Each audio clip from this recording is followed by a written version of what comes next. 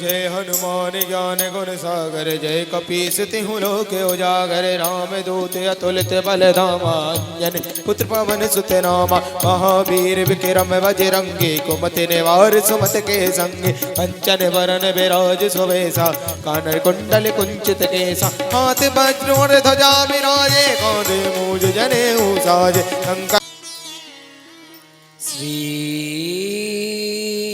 गोपी जनवल्लभाय नमः।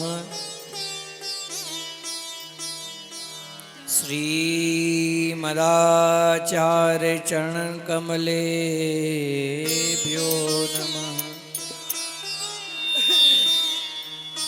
श्री गोसाई जी परम दयाल नमः। चिंता संतान हंतारो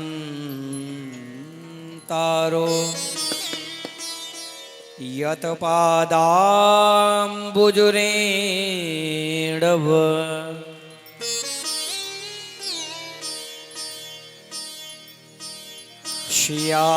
श्रियानान्ता निजाचार्यान्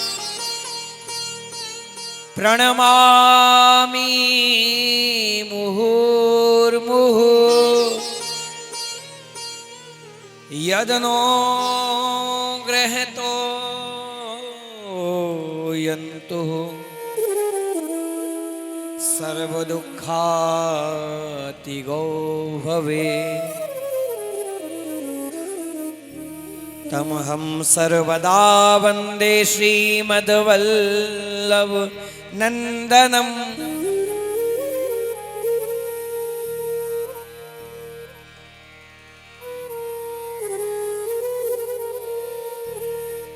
अज्ञानतिमिरान्धस्य ज्ञानाञ्जनशलाकया चक्षुरुन्मीलितं येन तस्मै श्रीगुरुवे नमः।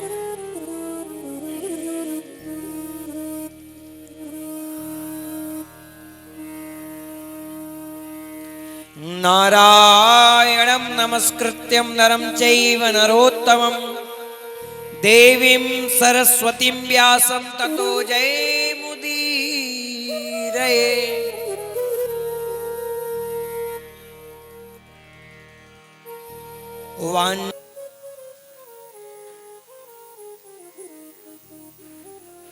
क्योंकि हमको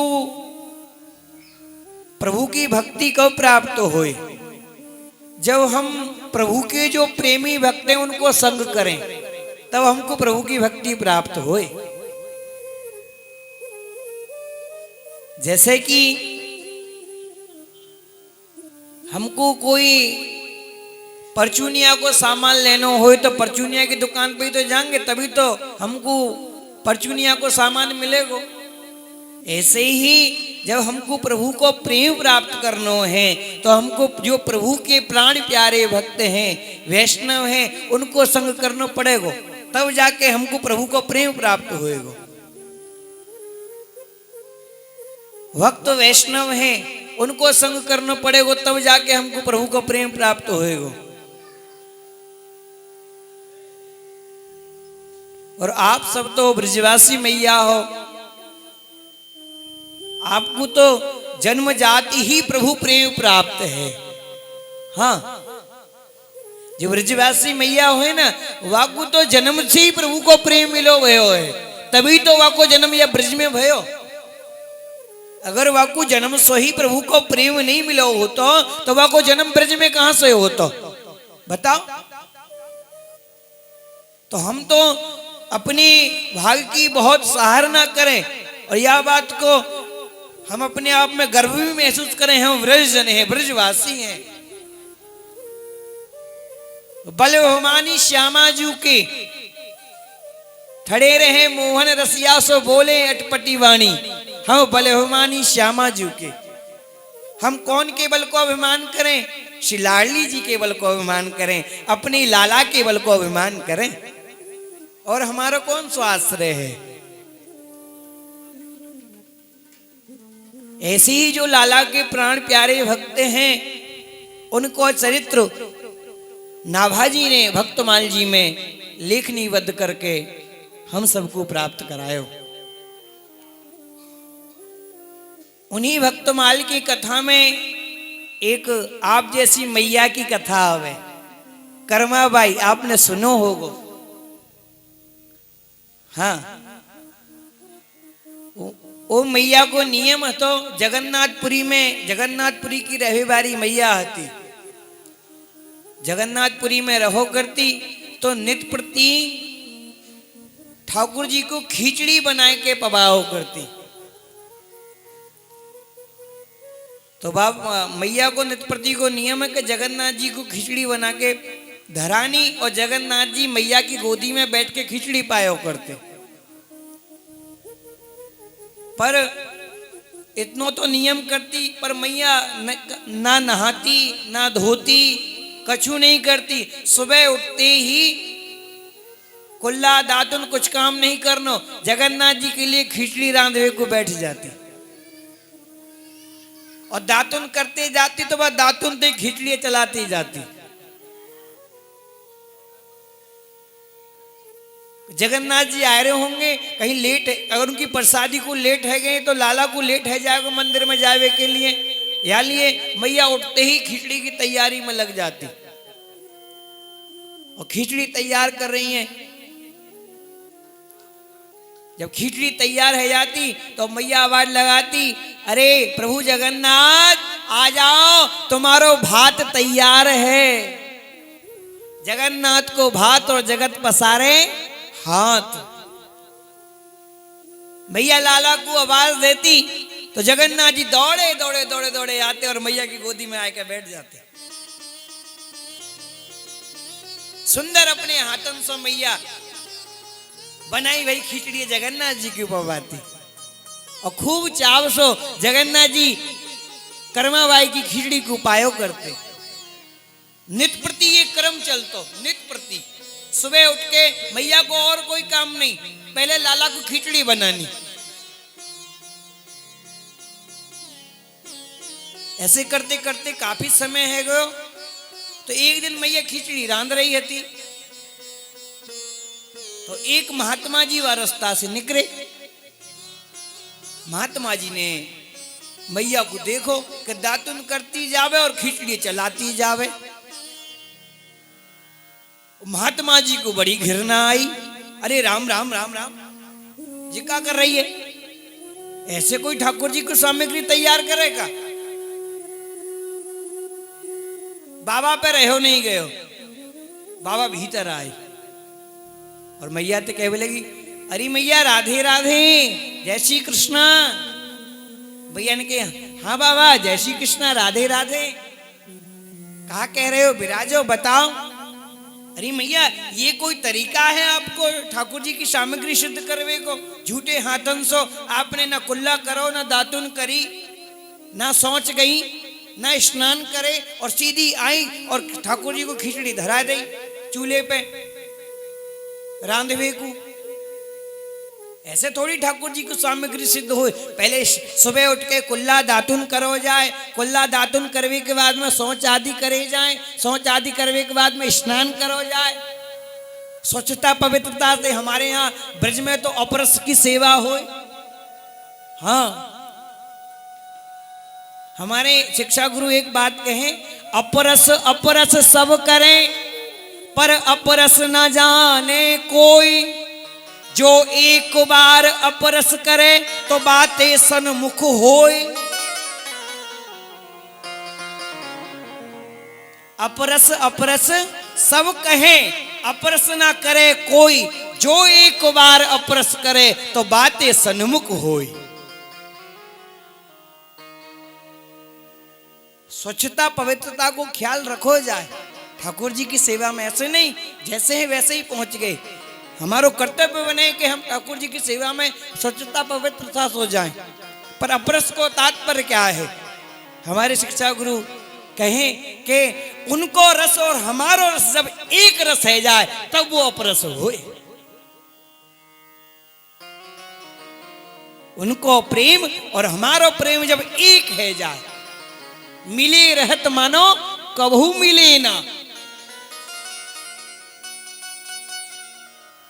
प्रेमी भक्तों ने ठाकुर जी को खूब उनके दर्शन करे, खूब उनको निहारे, फिर भी वाके अंदर अतृप्ति बनी रहे कि नाथ एक बार और निहार लूं, मैं एक बार आपको और देख लूं, जिससे कि ये मन भरा नहीं है अभी। ये प्रेम होता है। कोई वस्तु हमको प्रिय लगती है ना, तो हम उसको बार बार देखते हैं, बार बार चाहते हैं। हाँ, साखी की गली का एक पहरा 100 हज के बराबर होता है। जो प्रेमी होते हैं ना, तो अपनी प्रेमिका की गली के चक्कर काटते तो उनके एक चक्कर 100 हज के बराबर हो। हाँ, प्रेम हो ही ऐसो। प्रेम में कोई मर्यादा नहीं हो, प्रेम में कोई बंधन नहीं हो, प्रेम स्वतंत्र होता है। प्रेमी और प्रेमास्पद जब दोनों एक है जाए तो वो अपरस है जाए। उनको अपरस और हमारो रस जब मिल जाए तो एक रस है जाए।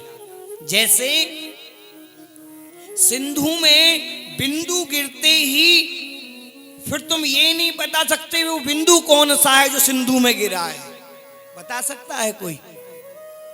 एक भगोना में जल भरा हुआ हो और एक बूंद निकालो उसमें से और फिर उस बूंद को उसी भगोना में मिला दो। अब तुम ढूंढ के कोई बता सकता है कि मैं निकाल दूं उस बूंद की पानी को? नहीं निकाल सकते। ऐसे ही भक्त और भगवान का संबंध होता है। जहां भक्त और भगवान जब एक हो जाते हैं तो वो पूर्ण हो जाते हैं, फिर कोई कमी नहीं रहती। सिंधु कौन है? सिंधु हमारे श्री कृष्ण हैं। और बिंदु कौन है? उनके अपनी जन वैष्णव भक्त, ये सब बिंदु हैं। जब बिंदु सिंधु रूपी श्री कृष्ण में मिल जाते हैं तो दोनों एक रस हो जाते हैं, उसी को अपरस कहते हैं।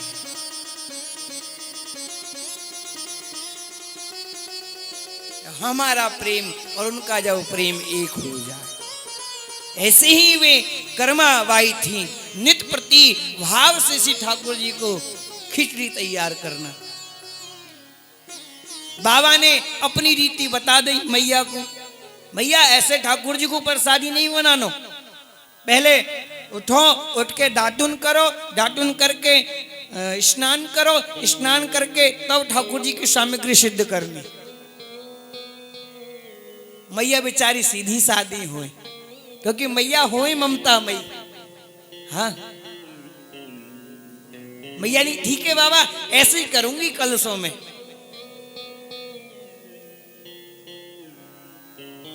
सुंदर मैया बाबा ने जैसी रीति भांति बताई, स्वच्छता पवित्रता सो नहाए धोए के। अब जो समय पे ठाकुर जी को वो खिचड़ी भोग मिल तो वह समय से लेट है गई, समय निकल गए। अब ठाकुर जी बार बार आमे, मैया तैयार है का? नाय लाला अभी ने मैं स्नान कर रही हूं, बाग में ही हूं।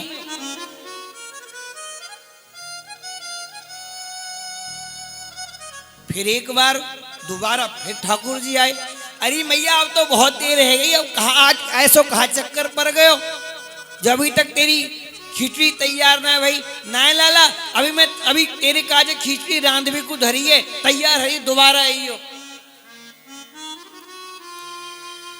ऐसे करते करते करते 3 बार चक्कर जगन्नाथ जी ने कर्माबाई के घर के लगाए।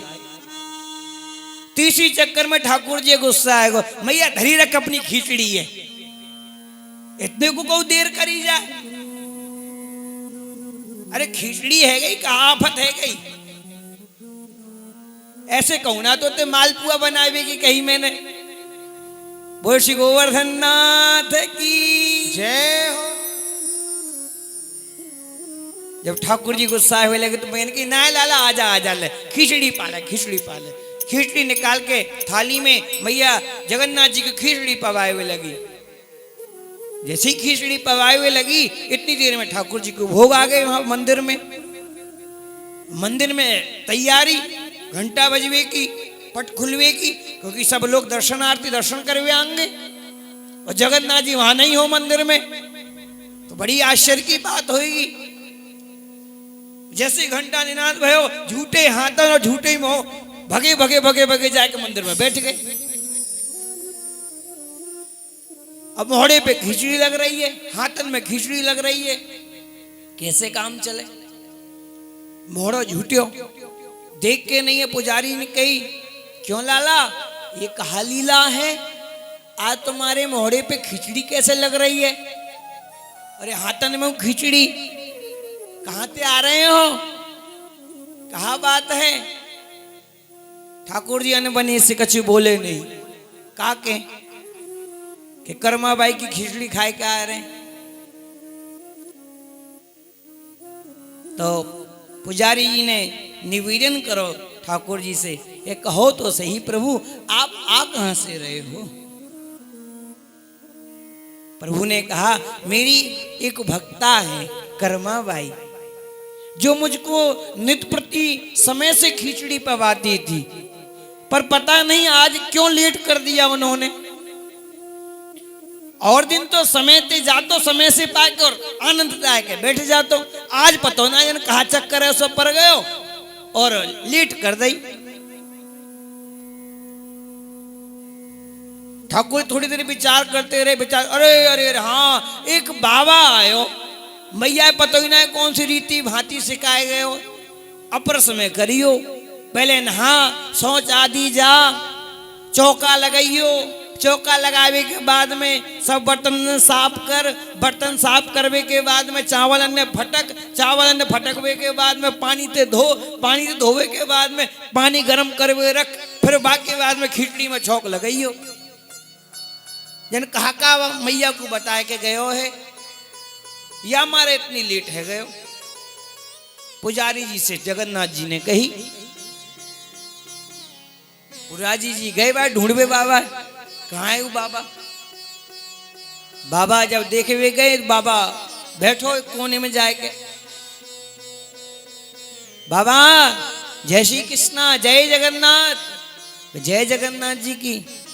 क्यों बाबा,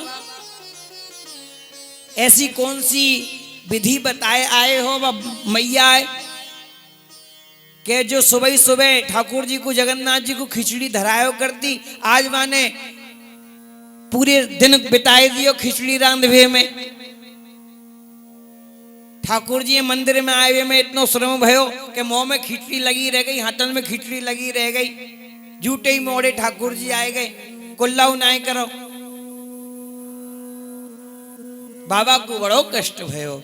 बाबा ने कही अरे मुझ का पतो कि ठाकुर जी मैया ते इतनो रिझो भयो है कि मैया देखो ठाकुर जी हैं भक्त को भाव प्रिय है, वस्तु प्रिय नहीं है, भावग्राही जनार्दन। ठाकुर जी कहे हैं मुकु तो भाव प्रिय है भक्त को, मेरी दई वही सामग्री को मुकु कहा देगो। जब ठाकुर जी भक्त के भाव में कमी देखे ना तो उनको बड़ो कष्ट हुए। अरे मैं आते धन नहीं मांग रहा, धन दौलत नहीं मांग रहा, मैं तो केवल या कुछ भाव चाह रहा हूं, प्रेम चाह रहा हूं, वो में ये दिमाग लगा रहा है, वो में ये बुद्धि लगा रहा है, तो ऐसा जीव मोह को प्रिय नहीं है। तो सीधा साहब कहना जाके प्रिय न राम बेदेही, तजिए ताहे कोटि वेरी सम, यद्यपि परम स्नेही। जाके हृदय में हमारे श्री गोवर्धन नाथ जी के प्रति, श्री यमुना जी के प्रति प्रेम नहीं है, वो हमारो अपनों काय को, वो हमारो अपनों नहीं है। हमारे अपने तो वही हैं जो हमारे श्री गोवर्धन नाथ जी से, श्री यमुना जी से जुड़े हुए हैं, वही हमारे रिश्तेदार हैं। क्यों? क्योंकि वो बात हमसे उन्हीं की करेंगे। जो संसार की बात करे वो अपनों का ऐसो, अपनों तो वही है जो हमको ठाकुर जी के मार्ग पर लेके चले, जो ठाकुर जी की चर्चा सुनावे, जो ठाकुर जी की चर्चा करे हमसे, वही अपनों है। हम संसार में कितने कितने जन्म से भटकते हुए आ रहे हैं, और देखो आपको तो नित्य श्री ठाकुर जी की गौलोक भूमि प्राप्त हुई है, जहां पर श्री ठाकुर जी ने अनेक अनेक लीला करी है। ब्रजवासी के यहाँ ठाकुर जी माखन चोर पे जाया करते हैं,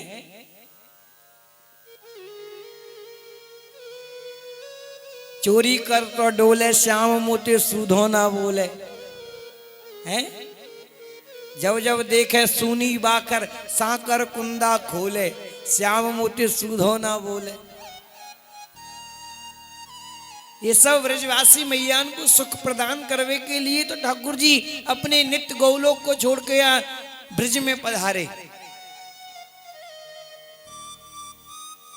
और सब ब्रजवासी मैया ये ब्रज गोपी हैं, कोई सामान्य नहीं है।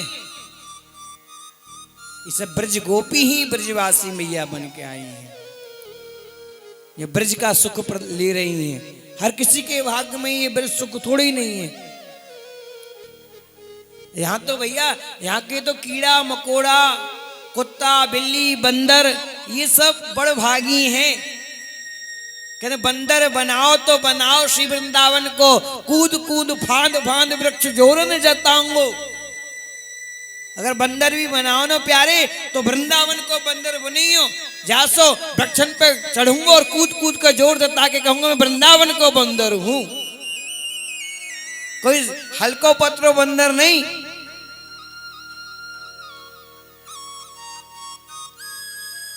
बताओ, ऐसे ही वे कर्माबाई हमारी बाबा पुनः पहुंचे। बाबा ने कहा मैया मैं क्षमा चाहता हूं, मैं नहीं जानता था कि आपके यहाँ तो साक्षात जगन्नाथ जी नित्य प्रति आके आपकी खिचड़ी को अरोगे। जिस रीति से तुम बनाती आई हो वही रीति से ठाकुर जी को खिचड़ी बनाओ। तब मैया ने पुनः वही रीति भांति से सुबह उठ के ही चूल्हो चेतायो और चूल्हो चेताए के हड़िया रखी, हड़िया रख के सीधी खिचड़ी तैयार है। हाँ लाला तैयार है, आ जाओ खिचड़ी पा लो। तुरंत मैया अपने हाथन से लाला को सुंदर सुंदर खिचड़ी पवायो करती। जब काफी समय बाद मैया का समय पूरा हो गया, मैया इस मृत्यु लोक को छोड़कर ठाकुर जी के नित्य धाम में चली गई, तो जगन्नाथ जी जहां खिचड़ी पाते थे उसी घर में से आवाज आती, हाय मेरी मैया चली गई, हाय मेरी मैया चली गई। वो आवाज जहां ठाकुर जी खिचड़ी पाते थे कर्माबाई की गोदी में बैठकर वो घर में से आती, हाय मेरी मैया चली गई, मुझको खिचड़ी कौन खवावे। वो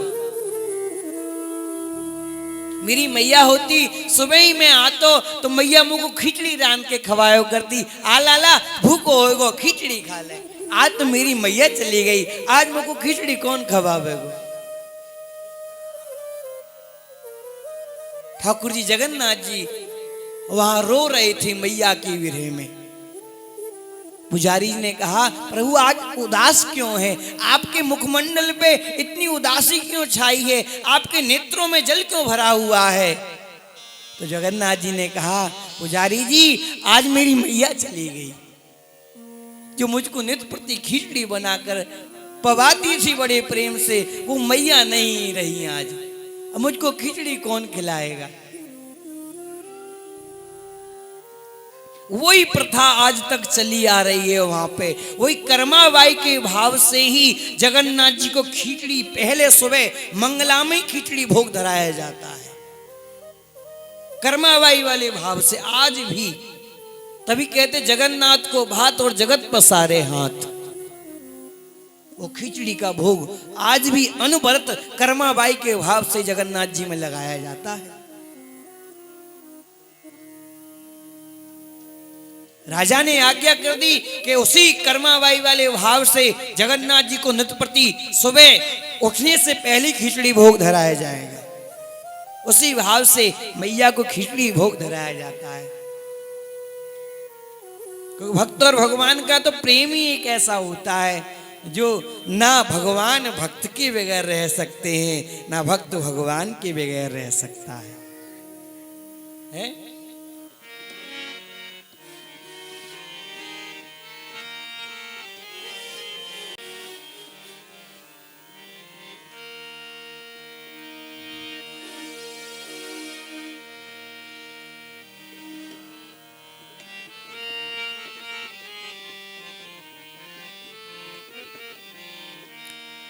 अरे जगत के रंग क्या देखूं, तेरा दीदार काफी है।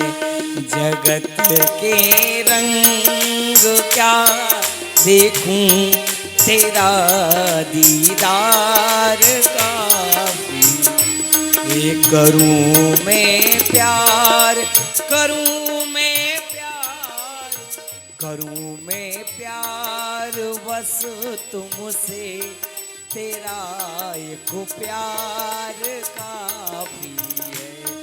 करूं मैं प्यार बस तुमसे, तेरा एक प्यार काफी। वो श्री गोवर्धन नाथ की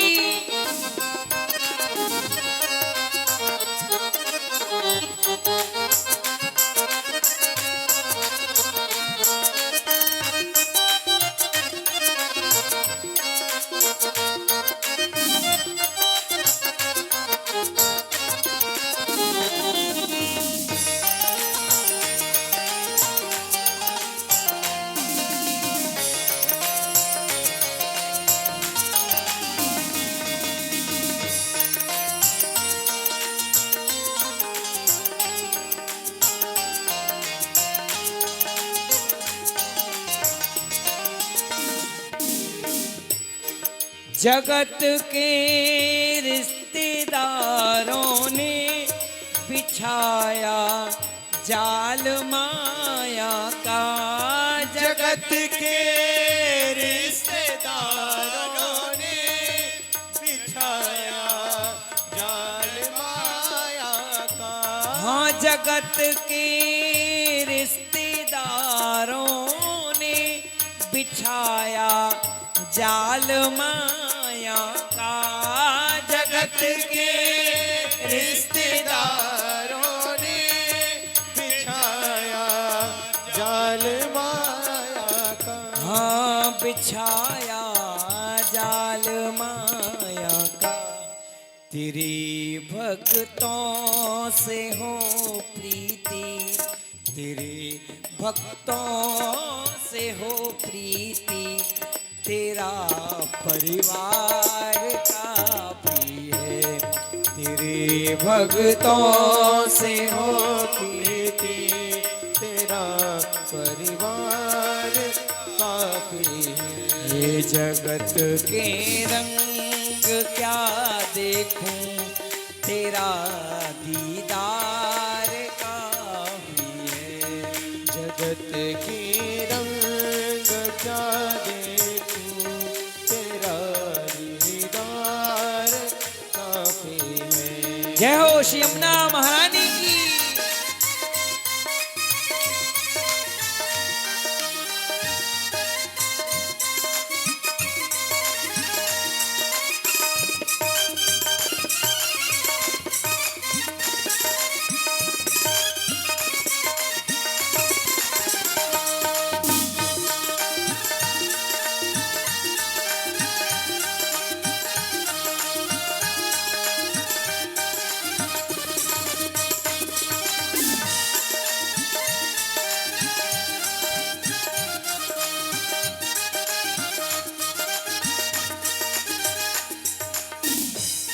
जगत की झूठी रोशनी से है आंखें भर गई मेरी। जगत की झूठी रोशनी से है आंखें भर गई मेरी।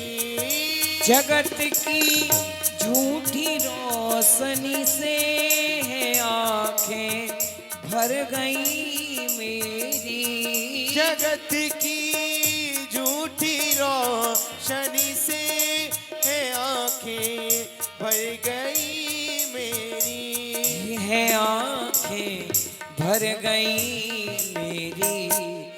मेरी आंखों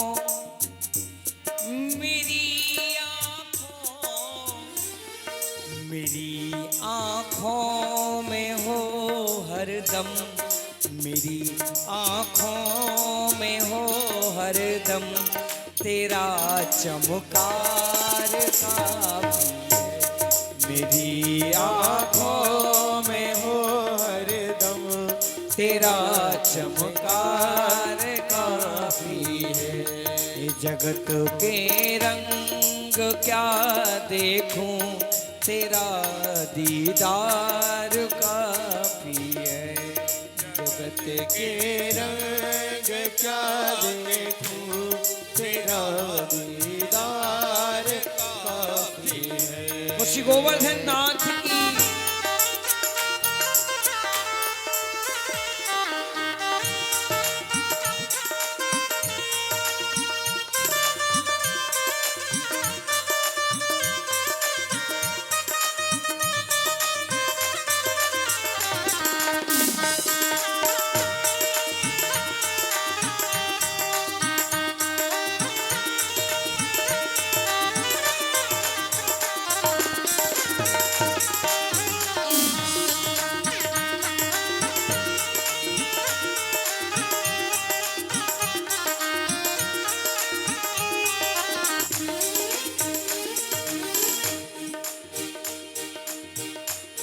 नहीं चाहिए दुनिया के निराले रंग ढंग मुझको। नहीं चाहिए ये दुनिया के निराले रंग ढंग मुझको। ओ निराले रंग ढंग मुझको। ओ निराले रंग ढंग मुझको। ते चली जाऊं मैं गोकुल को। चली जाऊं मैं गोकुल को। ओ चली जाऊं मैं गोकुल को। चली जाऊं मैं गोकुल को तेरा दरबार का। ये नामदेव जी की कथा आती है। नामदेव जी का नाम सुना है आपने? नहीं सुना? ये नामदेव जी परम भगवदीय थे। पुंडरीनाथ में रहते थे। पुंडरीपुर सुना होगा पुंडरीनाथ जी का नाम। पुंडरीपुर में पुंडरीनाथ जी विराजते हैं। तो पुंडरीपुर में ये रहते थे। इनके नाना के यहाँ पर नामदेव जी रहते थे। बामदेव जी इनके नाना का नाम था। तो बामदेव जी के यहाँ पर इनका लालन पालन हुआ नामदेव जी का। जो बामदेव जी की पुत्री थी, उनके जो पति थे वो अल्प समय में ही उनका स्वर्गवास हो गया। तो ये उदास रहने लगी, दुखी रहने लगी, परेशान रहती थी, सदैव उदास रहती थी। तो अपने पिता के पास में आ गई।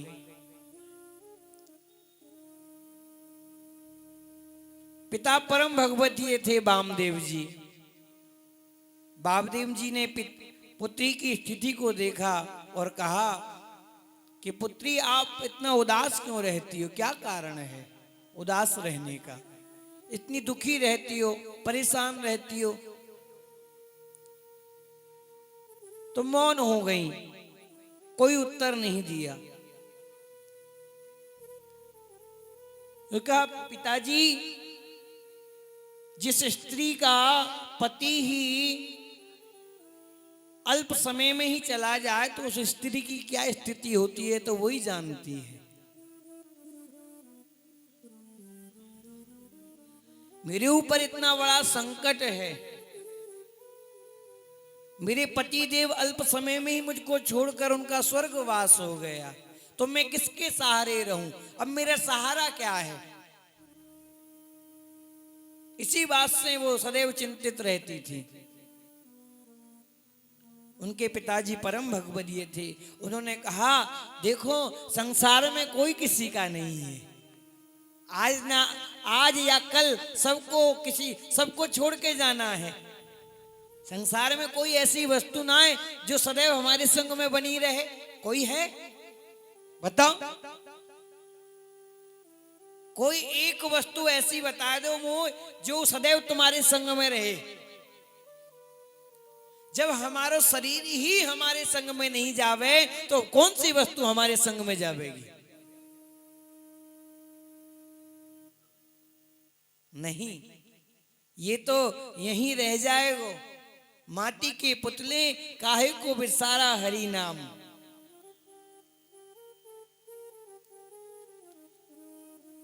कहता है तू मेरा मेरा, यहां तो तेरा मकान नहीं। झूठे जग में फंसा हुआ वह तो सच्चा इंसान नहीं। संसार में कोई किसी का नहीं है। आज ना कल सबको बिछुड़ना है और जीव की मृत्यु निकट आ रही है। आप विचार कर लीजिए, 7 दिन में ही जीव की मृत्यु होती है, 8वां दिन नहीं होता। लगाओ, सोम मंगल बुध बृहस्पति शुक्र शनिचर, फिर रविवार, फिर वहां से शुरू होगा, फिर वही 7 दिन होंगे। जैसे परीक्षित जी को श्राप लगा था कि 7वें दिन तुमको तक्षक सर्प डसेगा और तुम्हारी मृत्यु होगी। ऐसे ही प्रत्येक जीव को परीक्षित जी की तरह श्राप लगा हुआ है। 7 दिन में ही जीव की मृत्यु होती है। और जीव काल व्याल मुखग्रास, प्रत्येक संसार की वस्तु काल के गाल के मुख का ग्रास है। ये शरीर से ही नहीं,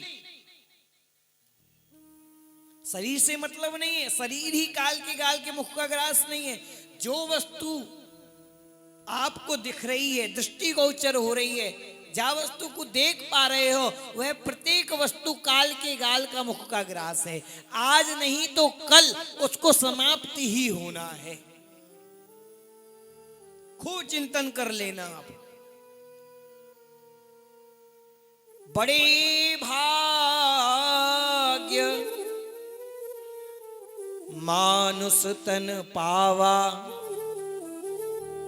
सुर दुर्लभ सतग्रंथन गावा। बड़े भाग्य से जीव को ये मनुष्य देह मिला है। 84 लाख योनि भोगने के बाद में जीव को ये मनुष्य देह प्राप्त होता है। और उसमें भी आपको ब्रजधाम, तो ये खाने सोने के लिए समय नहीं मिला है। आहार निद्रा भय में थुंच, ये तो पशुओं के काम है, मनुष्य के काम नहीं होते। खाना पीना सोना और अपनी सांसारिक कार्यों में लगे रहना। अरे खाना पीना सोना तो पशु भी करता है, तुम कर रहे हो तो कौन सी बड़ी बात है। सूरदास साहब कहते हैं, भजन बिन नर कूकर सूकर जैसो। कैसो है जो भजन नहीं करे? सूरदास बाबा को कूकर और सूकर की उपमा दे।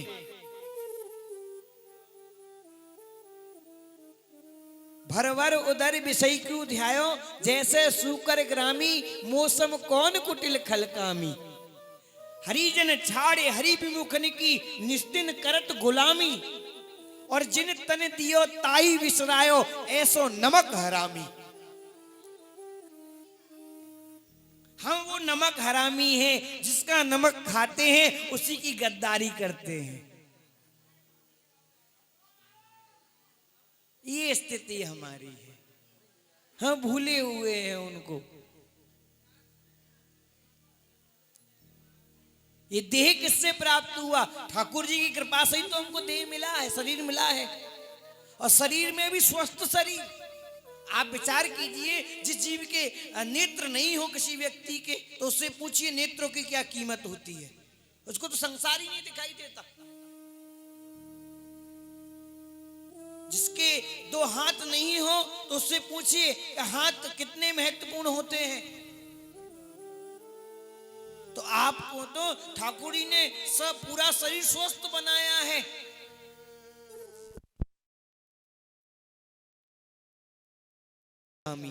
भर भर उदरी विषय को उध्यायो जैसे सूकर ग्रामी।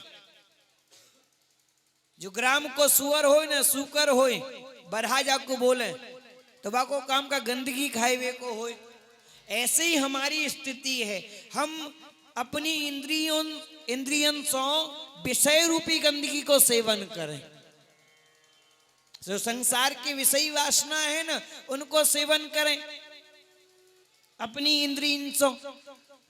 और जो सुअर है वो तो अपनी योनि भोग ही रहो, वाको तो गंदगी ही आहार है।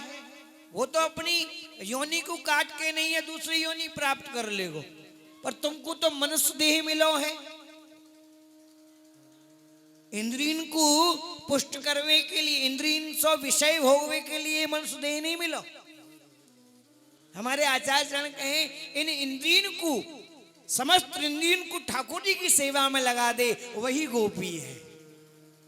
जो प्रत्येक इंद्री श्री ठाकुर जी की सेवा में संलग्न हो जाए उसको गोपी कहते हैं। गो माने इंद्री। हमारी जितनी भी इंद्रियां हैं वो प्रभु की सेवा में लग जाए, प्रभु के चिंतन में लग जाए, प्रभु के सुमरण में लग जाए, तो हम गोपी भाव में प्रतिष्ठित हो जाते हैं। जब तक हम अपनी इंद्रियों से संसार के संसाधनों का सेवन करते हैं,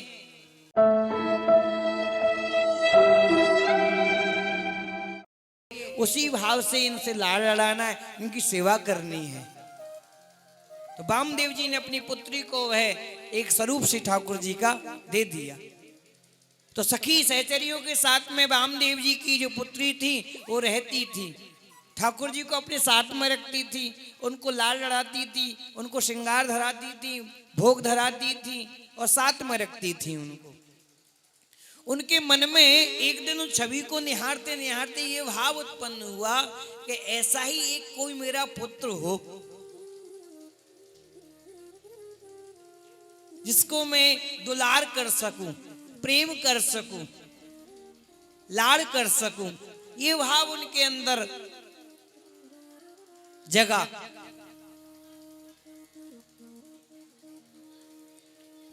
चिंतन करते करते करते करते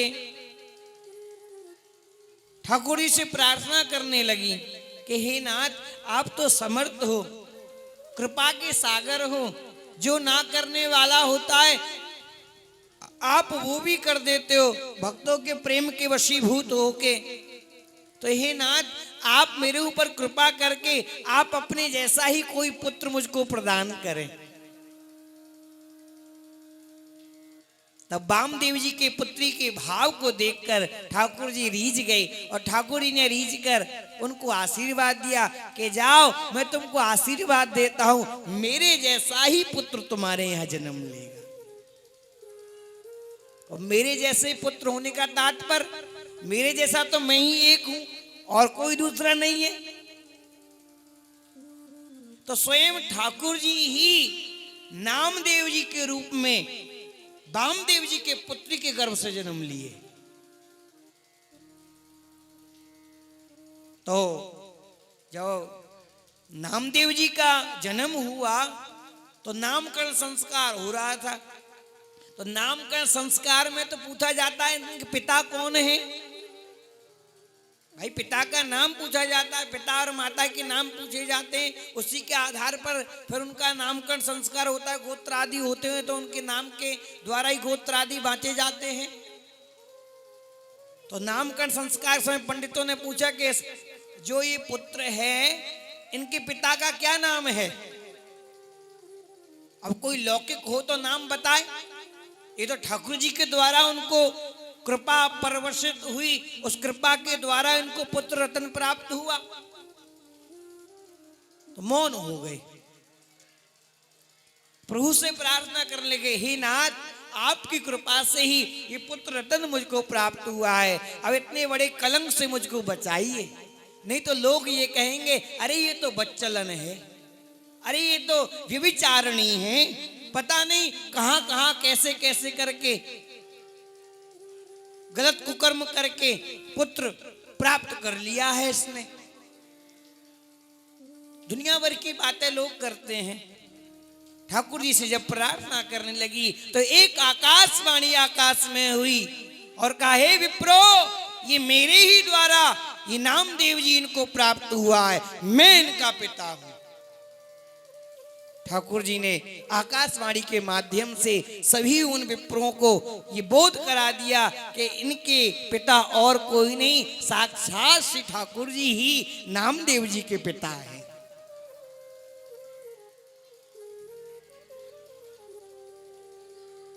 तो जो नामदेव जी थे वो बालपन से ही जो भी खेल खेलते थे वो ठाकुर जी का ही खेलते थे। मूर्ति बना लेना, मूर्ति बनाकर उनको माला पहनाना, मैया कुछ भोग बनाती थे तो भोग ले आते थे, भोग धरा देते थे ठाकुर जी को। लकड़ी की मूर्ति बना बनाकर उनको खेल में ठाकुर जी का ही खेल खेलते थे, लौकिक कोई खेल नहीं खेलते थे। जो भी खेल खेलते वो ठाकुर जी से संबंधित ही होता था।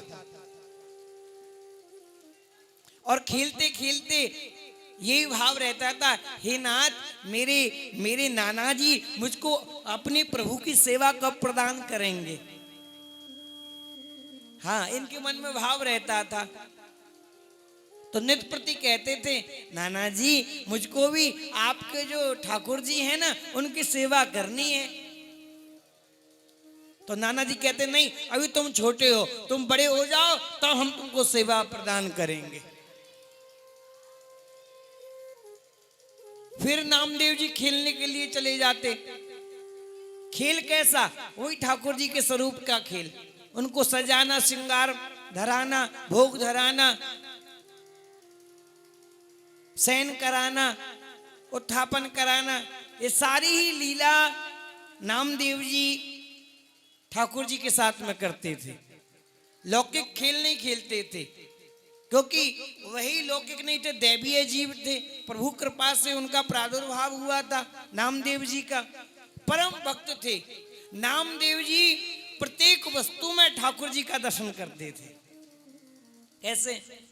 हरि व्यापक सर्वत्र समाना, हरि व्यापक सर्वत्र समाना, प्रेम से प्रगट होए में जाना, प्रेम से प्रगट होए में जाना, हरि व्यापक सर्वत्र समाना, हरि व्यापक सर्वत्र समाना, प्रेम से प्रगट होए में जाना, प्रेम से प्रगट होए में जाना। उनका यही भाव रहता था, हमारे ठाकुर जी सर्वत्र समान रूप से विराजमान हैं। कोई भी ऐसा स्थान नहीं है जहां पर श्री ठाकुर जी विराजमान नहीं हो। प्रत्येक कण कण में श्री ठाकुर जी विराजमान है, विद्यमान है। और ब्रज के तो कण कण के बालू बालू में ब्रज के तो एक एक स्थान पर श्री ठाकुर जी की लीला संपादित है। ब्रज 84 कोष में तो कोई ऐसा एक स्थान नहीं जहां पर ठाकुर जी ने लीला नहीं करी हो। तो उनका ये भाव रहता था, किसी कंकड़ी को देखते कंकड़ी को उठाते और कंकड़ी को माथे से लगाते, मेरे प्रभु इस कंकड़ी में भी विराजमान है। जैसे प्रहलाद जी, पिताजी से प्रहलाद जी ने कहा ना कि बता तेरा नारायण कहाँ है? पिताजी जो खड्ग तुमने हाथ में ले रखा है, मेरा नारायण इसमें भी बसता है। पिताजी मेरा नारायण तो तुम में भी बसता है। और तो और बात करते हो पिताजी, मेरे नारायण तो इस खंबे में भी बसते हैं। जैसे ही इतना कहा, अच्छा इस खंबे में तेरे नारायण बसते हैं, इस खंबे में तेरे नारायण बसते हैं। तुरंत खड्ग उठा कर जैसे ही खड्ग का प्रहार किया खंबे से, खंबा फट गया। खंबा फटते ही भयंकर स्वरूप से नरसिंह भगवान का प्रकट हुआ। बोल नरसिंह भगवान की जय हो। नरसिंह भगवान का प्रादुर्भाव हो गया। तो ये क्या है? ये यही भाव है कि जहां हम ठाकुर जी को पुकारते हैं, ठाकुर जी वहीं आ जाते हैं। किस लिए? भक्त के भाव की पूर्ति करने के लिए, भक्त के प्रेम के कारण, भक्त के भाव के कारण, भक्त के समर्पण के कारण ठाकुर जी खींचे चले आते हैं। प्रबल प्रेम के पाले पड़कर प्रभु को नियम बदलते देखा।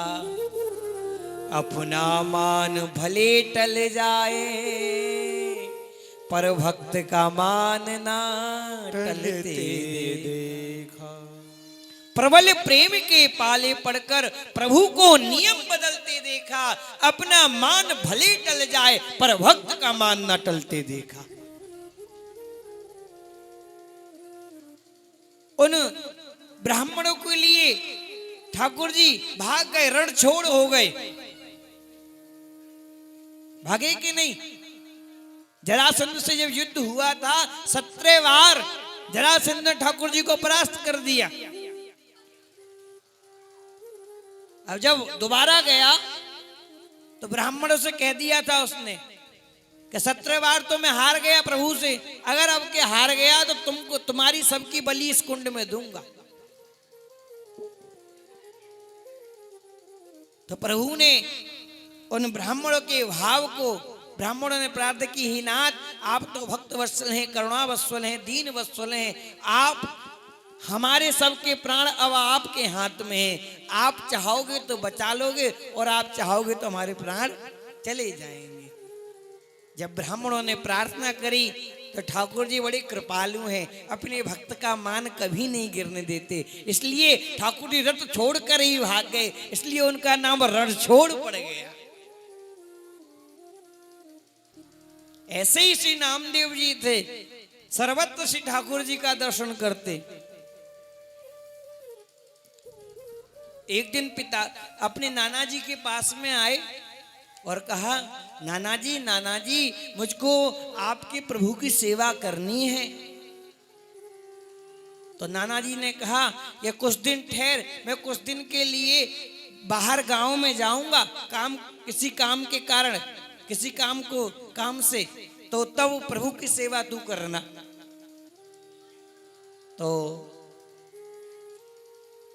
सेवा के लिए पूछने के लिए डेली आए, नाना जी अब कब जा रहे हो तुम बाहर काम करने के लिए? आपने कहा था मैं कुछ दिन के लिए बाहर जाऊंगा काम से, तो अब कब जा रहे हो आप? जैसे ही याद आ जाती नामदेव जी को तो पुनः नाना जी से पूछने के लिए चले जाते, नाना जी कब जा रहे हो आप बाहर? मुझको प्रभु की सेवा करनी है ना, तुमने कहा था मैं कुछ दिन के लिए बाहर जाऊंगा काम से, कब जा रहे हो? ऐसे करते करते करते करते वो दिन आ गया जिस दिन नाना जी को बाहर जाना था। तो नाना जी ने कहा कि नामदेव देख, आज मैं बाहर किसी काम से जा रहा हूं, तो ध्यान रखना ठाकुर जी को दूध धराना, दूध, और तू खुद मत पी जाइयो। हाँ, लाला पीवे दूध, लाला जब दूध पी ले तब वो उनको अधरामृत भोग है जाएगा, तब वह भोग स्वरूप स्वीकार करेंगे, तो पी लियो। ठीक है बाबा, चिंता मत करो, ऐसे ही करूंगा सेवा जैसे आप करते हो। अब उनके नाना जी जो चले गए बाहर अपने कार्य से, अब नामदेव जी सेवा में। नामदेव जी ने सुंदर 2 सेर दूध लिया, 2 सेर दूध भट्टी पे रख के, सुबह कुछ खाया नहीं पिया नहीं, पहले प्रभु की सेवा में। नामदेव जी उनके चटपटी लगी हुई थी प्रभु सेवा की। दूध रखा भट्टी पे और खूब खसकाया, अधोटा दूध कर लियो। खूब खसका के रबड़ी सी है जाए ना, ऐसो सुंदर दूध करके वहां में सुंदर सुंदर मिश्री मिलाई। हाँ हाँ, आज मेरे प्रभु दूध अरोगेंगे। भाव, ये भक्त का भाव होता है। उस भाव से भावित होके सुंदर दूध तैयार करो है अधोटा, और ठाकुर जी के सन्मुख रखो है। लाला लो दूध अरोगो। दूध धर के और टेरा कर दिए। जब टेरा लगाए दिए तो काफी देर तक खड़े रहे, दूध पी रहे हैं हमारे ठाकुर जी। हाँ, जब काफी देर हो गई तो उनकी देखू तो सही पिया हुआ के ना। तो काफी देर बाद जब टेरा हटा के ऐसा देखो तो दूध यूं ही धरो भयो। नामदेव जी उदास हो गए। उन्होंने विचार किया, ऐसा लगता है कहीं ना कहीं मेरी सेवा में कमी रह गई है, इसलिए ठाकुर जी ने दूध नहीं अरोगा। वो सारा दूध उठाया और सारा दूध उठा के डाल दिया बाहर। आपने भी भोजन नहीं किया उस दिन। नामदेव जी ने उस दिन भोजन नहीं किया, पूरे दिन भूखे रहे। क्यों? कहीं ना कहीं मेरी सेवा में कमी रह गई। इसलिए तो नाना जी ने कहा ठाकुर जी को दूध पिलाना, और ठाकुर जी ने दूध नहीं पिया और कहीं ठाकुर जी दूगले पतरे है तो नाना जी मुझको फटकार लगाएंगे और मुझको कभी सेवा नहीं करने देंगे। दूसरा दिन हुआ, तुरंत 2 सेर दूध लिया, भट्टी पे रखा, खूब खटकाया, अधोटा दूध किया। जब अधोटा दूध हो गया, सुंदर उसमें मिश्री मिलाई, मिश्री मिला के पुनः ठाकुर जी के सन्मुख रखा। काफी देर तक ठाकुर जी के सन्मुख दूध रखा रहा। जब नामदेव जी ने कहा देखूं तो सही प्रभु ने दूध पिया है कि नहीं। जब पुनः देखा तो दूध ऐसे के ऐसे ही रखा है। नामदेव जी रोने लगे, नाथ ऐसा क्या अपराध मैंने कर दिया, ऐसी कौन सी मुझसे भूल हो गई जिसके कारण से आप दूध नहीं अरोग रहे हो। बताओ तो सही, कहीं चीनी तो कम नहीं है, कहीं खदकाने में तो कमी नहीं कर दी मैंने। नाथ मेरे नाना जी मुझको सेवा नहीं देंगे, और मैं पता है आपकी सेवा के लिए कब से उत्साहित था, कब से लालायित था कि प्रभु की सेवा करने को मुझको प्राप्त होगा। नाथ आप ऐसा क्यों करते हो? खूब अनुनय विनय नामदेव जी ठाकुर जी के सन्मुख करने लगे। ठाकुर जी ने कोई उत्तर नहीं दिया। नामदेव जी उदास हो गए और रोते हुए दूध को लाए, दूध लाके फिर डाल दिया और पूरे दिन कुछ खाया पिया नहीं, रोते रहे, पूरी रात्रि रोते रहे। पूरी रात्रि रोते रोते जब नामदेव जी का बीत गया, सुबह हुआ, नामदेव जी उदास हैं, मुखमंडल एकदम मुरझाया हुआ है। सुंदर दूध लिया और यही भाव है, ठाकुर जी ने 2 दिन से दूध नहीं अरोगा है। नाना जी आज आने वाले हैं, आज तीसरा दिन है। अगर आज भी ठाकुर जी ने दूध नहीं अरोगा तो कभी भी मेरे नाना जी मुझको प्रभु की सेवा नहीं देंगे। आज पुनः नामदेव जी ने प्रभु के लिए सुंदर 2 सेर दूध लिया, भट्टी पे रखा, अधोटा किया, मिश्री मिलाई और प्रभु की सन्मुख ले जाके रख दिया। नाथ आज आपने दूध नहीं पिया तो मैं अपने प्राण त्याग दूंगा, क्योंकि इस प्राण का क्या महत्व जिस देह से प्रभु की सेवा नहीं हो, और जो देह प्रभु की सेवा में नहीं आए उस देह का कोई उद्देश्य नहीं है। नामदेव जी ने संकल्प कर लिया, प्रभु आज अगर आपने दूध नहीं अरोगा तो मैं इस देह को नहीं रखूंगा। चक्खू लेकर नामदेव जी खड़े हो गए, प्रभु दूध पिए, अगर दूध नहीं पियोगे तो मैं अभी अपने प्राण शांत कर लूंगा। प्रभु भक्त के भाव पे रीझ गए। प्रभु प्रकट होकर नामदेव जी का हाथ पकड़ लिया, नामा ले, मैं तेरा दूध पीता हूं, तेरे भाव से प्रसन्न हूं, और क्या चाहिए, और कुछ नहीं चाहिए। नामदेव जी प्रकट होकर प्रभु का दूध अरोगने लगे। सारा दूध अरोग लिया तो नामदेव जी ने कहा कि प्रभु थोड़ा सा मेरे लिए भी तो छोड़ दो। नाना जी जब भोग लगाते थे तो मेरे लिए भी छोड़ते थे, मैं आपका अधरामृत लेता था, तो तुम सारा दूध पी जाओगे। तो नामदेव जी के लिए भी प्रभु ने दूध छोड़ दिया कटोरे में, वो दूध पी लिया।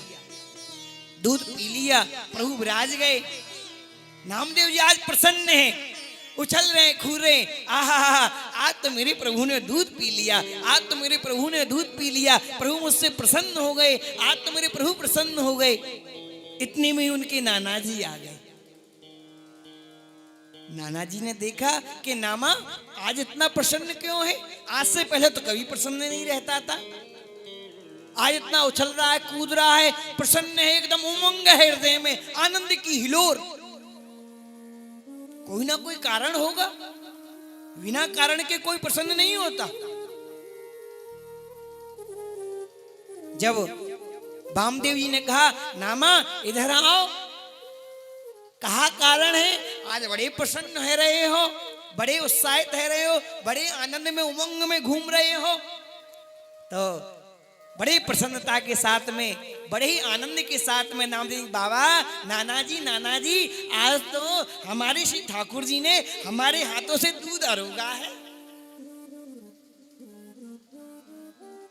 तो उन्होंने कहा तुम्हारे हाथों से ठाकुर ने दूध अरोगा? हाँ हाँ हाँ नाना जी, मेरे हाथों से ठाकुर ने दूध अरोगा और मेरे लिए भी प्रसादी अधरामृत दिया। नामदेव जी की बात को सुनकर नाना जी आश्चर्यचकित हो गए। क्यों? क्योंकि नाना जी जो भोग धराते थे उसको ठाकुर जी पीते नहीं थे। जब भोग ठाकुर जी को लग जाता था तो वो दूध नामदेव जी को पिला देते थे, ठाकुर जी नहीं पीते थे। पर यहाँ तो नामदेव जी कह रहे हैं नाना जी मेरे प्रभु ने वह दूध अरोगा है। जब दूध अरोग लिया तो मैंने कहा प्रभु सारा दूध पी जाओगे क्या, कुछ दूध हमारे लिए भी छोड़ दो।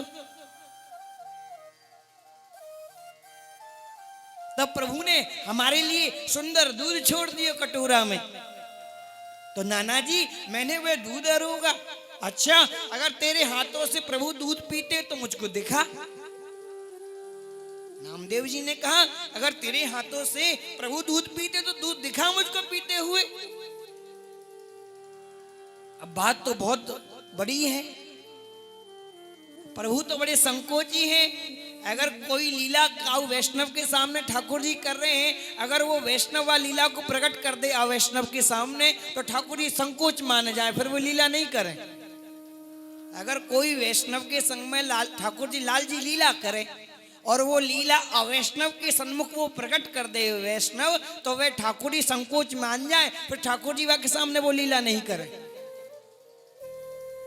अब नामदेव जी ने कही अच्छा नाना जी आप ऐसी बात है तो मैं तुमको तुम्हारे सन्मुख दिखाता हूं।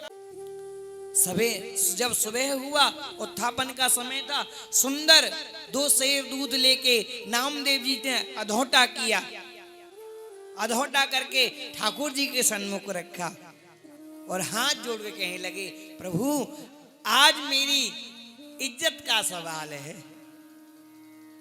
हाँ मेरी इज्जत का सवाल है, अगर आपने मेरी इज्जत नहीं रखी तो नाक कट जाएगी। ये कहेंगे झूठ बोलता है। प्रभु अब तो मेरे नाना जी के सामने दूध पी लीजिए। प्रभु प्रकट ही नहीं हो। भाई जो लीला नामदेव जी हर वस्तु का हर व्यक्ति अधिकारी नहीं होता। अगर हर वस्तु हर व्यक्ति को मिल जाए तो उस वस्तु का कोई महत्व नहीं होगा। हर वस्तु का अपना अपना महत्व होता है। जैसा पात्र होता है वैसे ही वो वस्तु उसमें प्राप्त होती है। जितना बड़ा पात्र उतनी वस्तु उसमें आएगी। भाई लोटे में लोटे के हिसाब का जल आएगा, बाल्टी में बाल्टी के हिसाब का जल आएगा, और भगोना में भगोना के हिसाब का जल आएगा। ऐसे ही नामदेव जी का जो भाव था वो नाना जी के नहीं था उनके। वो तो बड़े लाड़ और दुलार और बड़े प्यार और पूरे समर्पण के साथ में प्रभु को दूध अरोगा रहे थे। वो भाव नामदेव जी के पास में नहीं था। हम सेवा करते हैं प्रभु की, खूब श्रृंगार धराते हैं, खूब भोग धराते हैं, पर प्रभु वो लीला क्यों नहीं करते हमारे सामने कि हम सेवा तो करते हैं पर सेवा के साथ में हमारा भाव नहीं होता। और जब तक उस सेवा में भाव नहीं होगा तो ठाकुर जी उस सेवा को ग्रहण नहीं करते। ठाकुर जी कह रहे हैं भावग्राही जनार्दन, मैं अपने भक्त के भाव को ग्रहण करता हूं, भाव ही मुझको प्रिय लगता है। सेवा में अगर भाव नहीं है, कोई भी वस्तु है उसमें अगर समर्पण नहीं है तो ठाकुर जी वाकु अरोगे नहीं, वाकु स्वीकार नहीं करे। प्रत्येक वस्तु में समर्पण होना परम आवश्यक है, तभी वह वस्तु को ठाकुर जी अंगीकार करें, नहीं तो नहीं करें।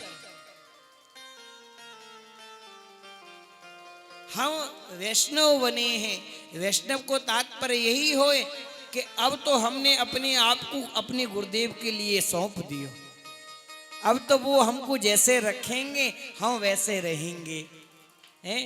अरे जहां ले चलोगे, भक्त प्रभु के आज्ञा के अनुसार वहीं चला जाता है। जैसे भक्त भगवान को अपने पीछे घुमाते हैं, ऐसे ही भक्त भी भगवान के पीछे घूमते हैं।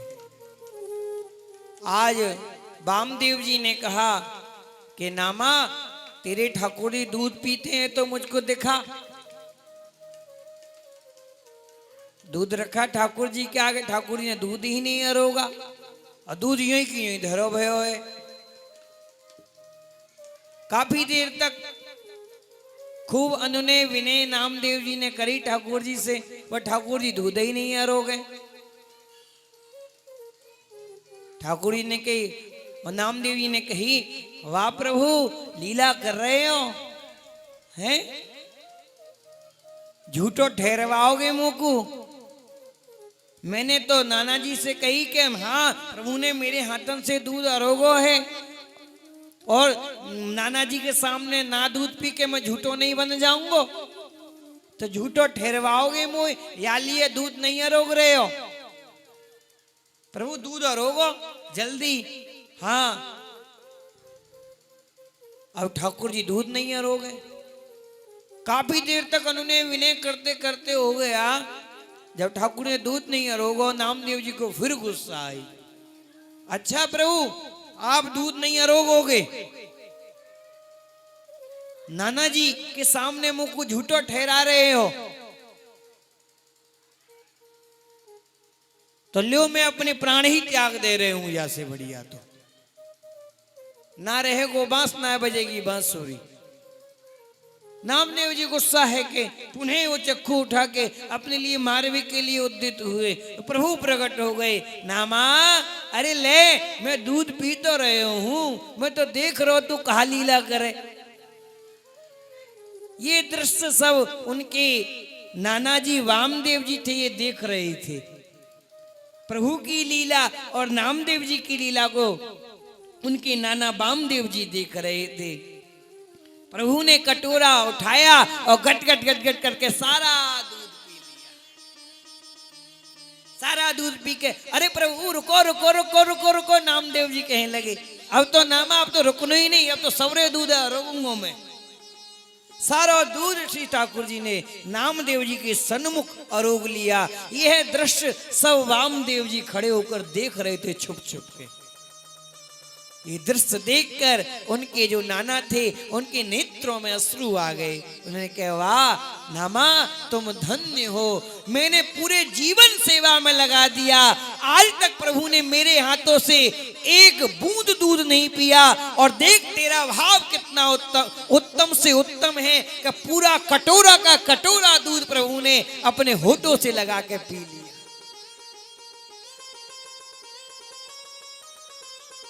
अरे वो भाव ही तो है, और क्या है। दुर्योधन की मेवा त्यागी, साग विदुर घर खाई, सबसे ऊंची प्रेम सगाई। अरे प्रेम ही तो है। राम ही केवल प्रेम ही प्यारा, राम ही केवल प्रेम प्यारा, राम ही केवल प्रेम ही प्यारा, राम ही केवल प्रेम ही प्यारा। जान ले जी जानन हारा, जान ले जी जानन हारा। राम ही केवल प्रेम ही प्यारा, जान लेहु जी जानन हारा। बस चौपाई तो हम डेली या की पढ़ें, पर प्रेम नहीं समझ पाए कि प्रेम होएगा। जा दिन प्रेम है जाएगो, वह दिन जहां हम श्री ठाकुर जी को बुलाएंगे ठाकुर जी वहीं आएंगे। जैसे कुंभन दास जी के बुलाने पर, नंददास जी के बुलाने पर, जितने भी हमारे महाप्रभु जी के, गुसाई जी के 4 सखा तो महाप्रभु जी के भय और 4 ही सखा गुसाई जी के भय।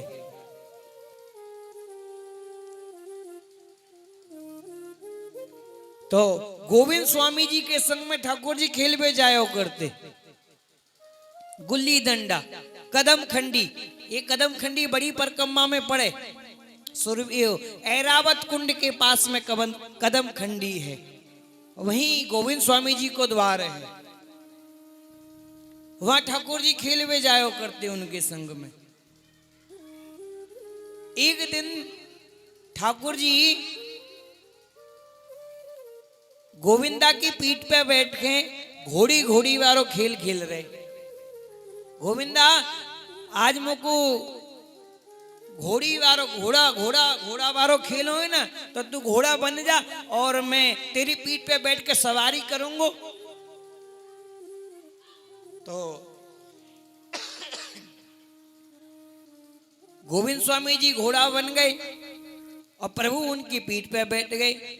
चल मेरे घोड़ा टिक टिक टिक, चल मेरे घोड़ा टिक टिक टिक करके प्रभु गोविंद स्वामी के संग में वहां खेल रहे हैं।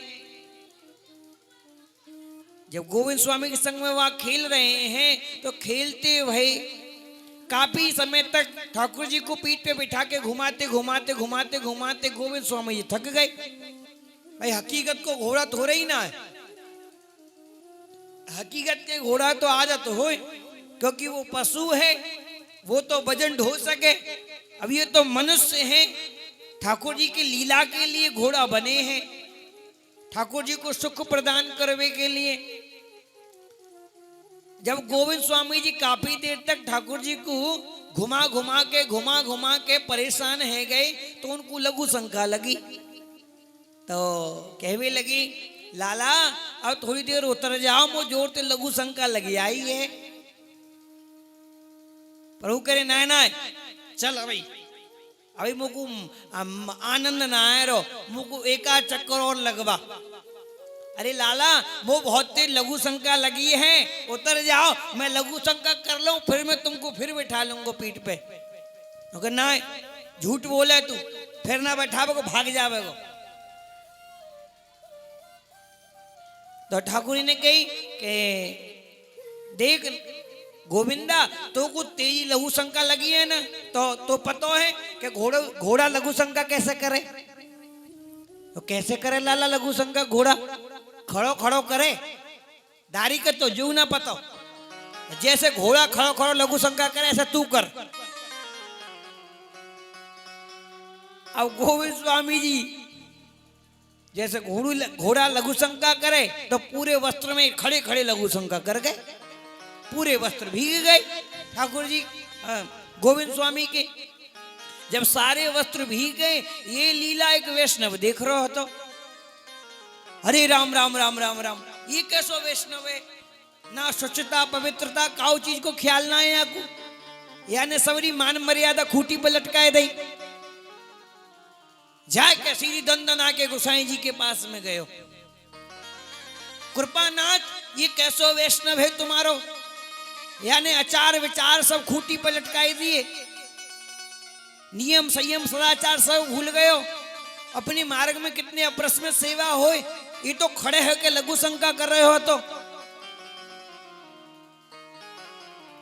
सबरी शिकायत जाके गोसाई जी से करी। इतने में ही गोविंद स्वामी जी रास्ता में से आ रहे हैं। अब गोविंद स्वामी जी ने वह वैष्णव को शिकायत करते हुए देख लियो। अब गोविंद स्वामी जी ने जाकर दंडवत प्रणाम करी गोसाई जी को, कृपानाथ दंडोत करो। तो गोसाई जी ने कही, चौरे गोविंदा सबरे नियम कानून ने भूल गयो, तो नेको लाज शर्म ना रही कि हमारे मार्ग में कितने अप्रसन्न प्रभु की सेवा करी जाए, कितने नियम संयम सदाचार से रहो जाए हैं। जो हमने तुमको नियम कानून बताए वो सब भूल गए हो, खड़े है के लघु शंका कर रहे हो, तो वो वैष्णव कह के गए हो, तेरी शिकायत करके गए हो। तो गोविंद स्वामी जी हाथ जोड़ के कहने लगे, कृपानाथ एक बात कहूं, एक बता कहा कह रहे हो, यो बताओ, या वह अंधे ते पूछो, बाने मैं लघु शंका करते हुए तो देख लियो, पर सीनाथ बाबा ना दिखे, वह मेरे जो पीठ पे बैठे थे, वह अंधे ने मैं तो लघु शंका करते हुए देख लियो, पर जो सीनाथ जी बाबा मेरी पीठ पे बैठे थे वो वह अंधे को नहीं दिखाई दिए।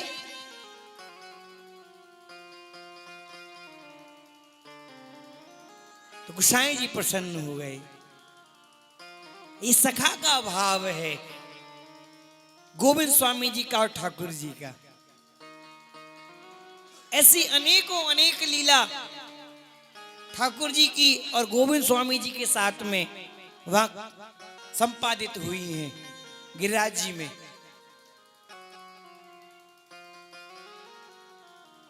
कभी गोली डंडा खेल में जायो करते ठाकुर जी। अब गोली डंडा खेलते खेलते खेलते खेलते जब घंटा निनाद है जातो तो ठाकुर जी भगे भगे आ जाते, मंदिर में जाके बैठ जाते। इधर गोविंद स्वामी जी की पोत रह जाती, गोविंद स्वामी जी मोड़ी माऊ देखते रह जाते ठाकुर जी के। ठाकुर जी अपनी बारी लेके भाग गए, गोविंद स्वामी जी की पोत रह गई। विचार करें मन में, और गुस्सा में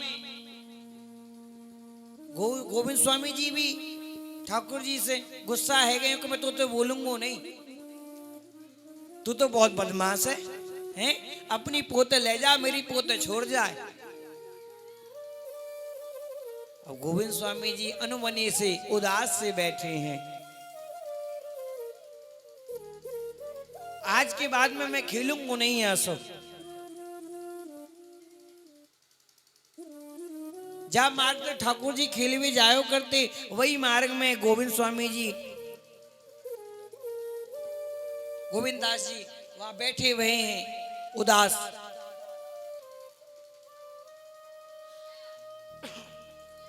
ठाकुर जी को भोग धराया गयो, ठाकुर जी ने भोग नहीं अरोगे। तो पूछी साईं जी ने कि कहा कारण है जय जय आज भोग नहीं अरोग रहे हो।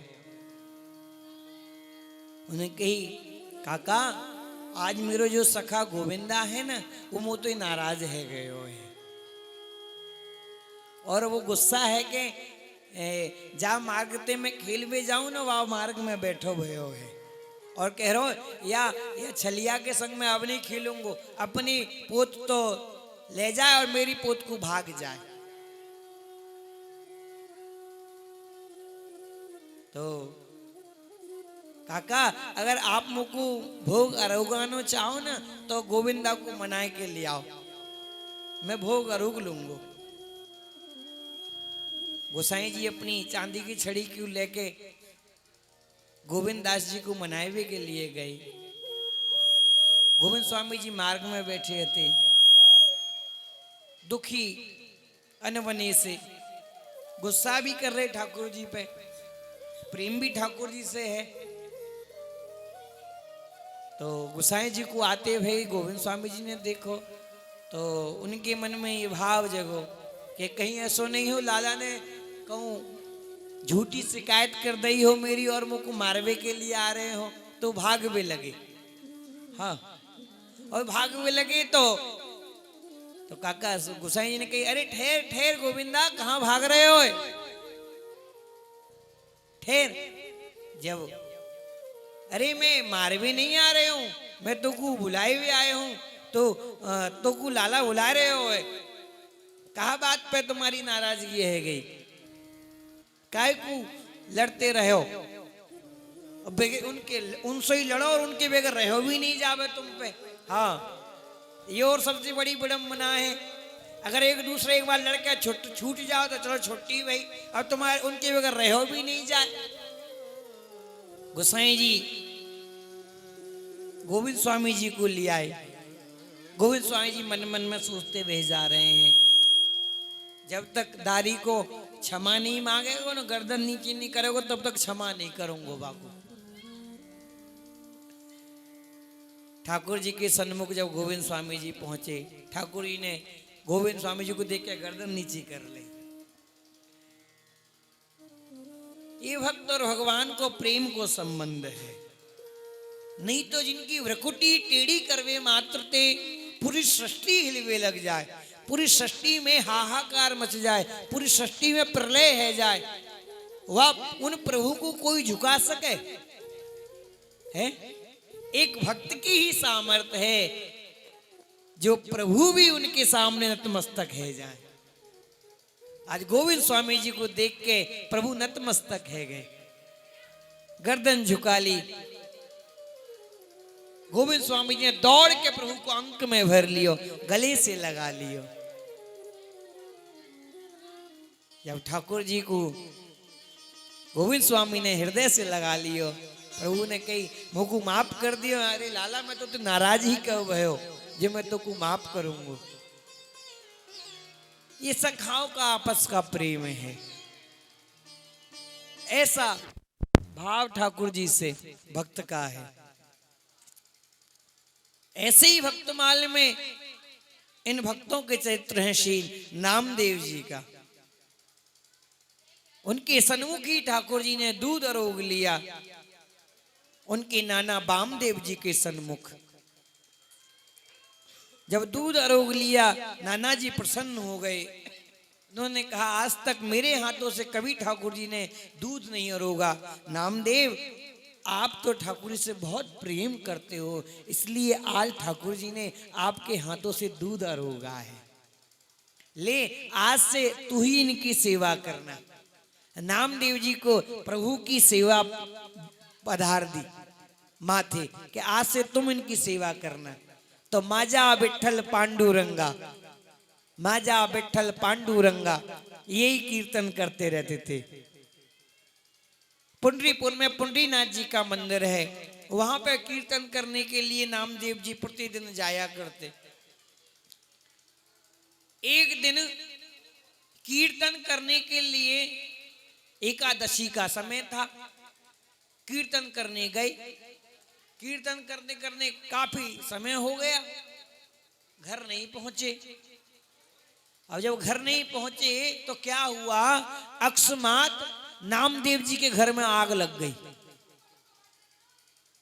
अब नामदेव जी के घर में आग लग गई तो सब वस्तु जलने लगी, धू धू धू करके आग लग रही है नामदेव जी के घर में। लोग बाग जो पड़ोसी हैं वो सामान निकाल निकाल कर बाहर रख रहे हैं। नामदेव जी कीर्तन करके आ रहे, रास्ते में से लोगों ने जाके कहा अरे नामा नामा तेरे घर में आग लग गई है, देख तो सही कैसी भयंकर आग लगी है, लपट उठ रही है। नामदेव जी ने इतना सुना, नामदेव जी प्रसन्न हुए, वाह वाह प्रभु, अग्नि के रूप में आए हो, सब वस्तु अरोगना चाहते हो, खूब अरोगो प्रभु, खूब खूब आनंद से अरोगो। नामदेव जी सब में प्रभु का दर्शन करते, अग्नि हो, कुत्ता हो, कोई भी हो, कंकड़ पत्थर सब में श्री ठाकुर जी विराजमान है। वो तो यही भाव रखते थे, हरि व्यापक सर्वत्र समाना, प्रेम से प्रकट होए में जाना। जहां प्रभु से प्रेम किया जाता है, प्रभु वही प्रकट हो जाते हैं अपने भक्तों के लिए। नामदेव जी उछल रहे, कूद रहे, वाह प्रभु, आज तो अग्नि के रूप में आके मेरे ऊपर कृपा करी है, सारी सामग्री अग्नि के रूप में आकर अरोगना चाहते हो नाथ, खूब अरोगो। जो सामग्री बाहर निकाल कर बचा के रखी थी पड़ोसियों ने, वे सब सामग्री ले लेके अग्नि में डालते जा रहे हैं। अरे लो प्रभु, ये रह गया, ये भी अरोगो, अरे प्रभु ये रह गया, ये भी अरोगो। सब सामग्री उठा उठा कर अग्नि में नामदेव जी डालते जा रहे हैं। पड़ोसी कह रहे, अरे नामा पागल हो गया है, हम तो अपनी जान जोखिम में डाल के तेरे सामान को बाहर निकाल रहे और तू उठा उठा के अग्नि में डाल रहे हो है? हमने तो अपनी जान आफत में डाल के तेरे सामान बचायो, आजकल को भलाई करवे को जमाना ना रहे हो।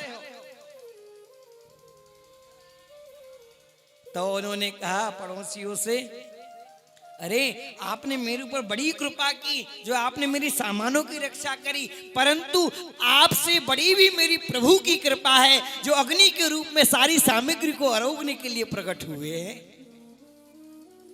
आपने कृपा करी, मेरी सामग्री को बचाया, परंतु उससे भी बड़ी कृपा ये, आज मेरे प्रभु अग्नि के रूप में आए हैं, सारी वस्तु को अरोगना चाहते हैं, तो मैं क्यों बचाऊं। सब सामग्री को लेके सारी अग्नि में नामदेव जी ने डाल दी और सारी सामग्री ठाकुर जी ने अग्नि के रूप में अरोग ली। किसी के घर में आग तो लगी देखी होगी, अपने घर आग लगाना कोई मजाक नहीं, श्याम से दिल का लगाना कोई मजाक नहीं। सुंदर भाव है।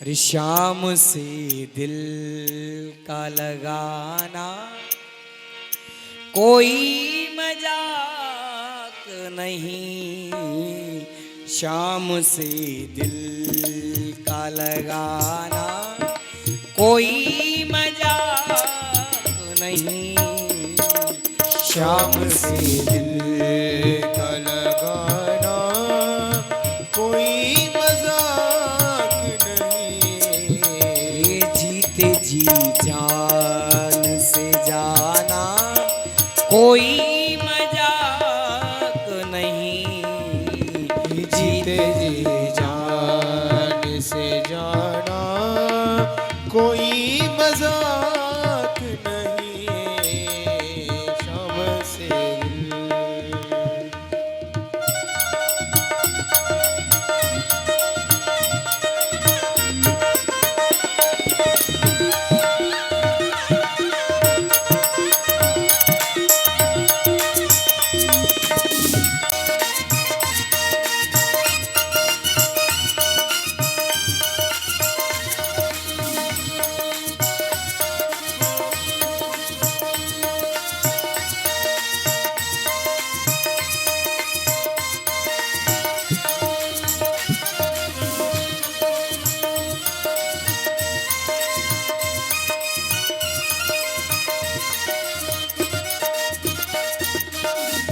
क्या कह रहे हैं? किसी के घर में लगी आग तो देखी होगी, हो किसी के घर में लगी आग तो देखी होगी। किसी के घर में आग लग रही हो तो आपने देखा होगा, पर अपने घर में आग लगाना कोई मजाक नहीं। कह रहे हैं, किसी के घर में लगी आग तो देखी होगी, किसी के घर में लगी देखी होगी। और अपने घर आग लगाना, अपने घर आग लगाना कोई मजाक नहीं। अपने घर आग लगाना कोई मजाक नहीं। श्याम से दिल का लगाना कोई मजाक नहीं। श्याम से दिल का लगाना कोई मजाक नहीं। कोई मजाक नहीं। लगी आग तो देखी होगी, अपने घर आग लगाना कोई मजाक नहीं। जब नामदेव जी की सारी सामग्री जल गई, राख हो गया पूरा घर, गांव वालों ने कह दिया, पंचायत लगी। पंचायत में सब लोग इकट्ठे हुए और पंचायत में कह दिया गया, कोई भी आज से नामदेव जी की सहयोग नहीं करेगा। किसी प्रकार की कोई हेल्प नामदेव जी की कोई नहीं करेगा।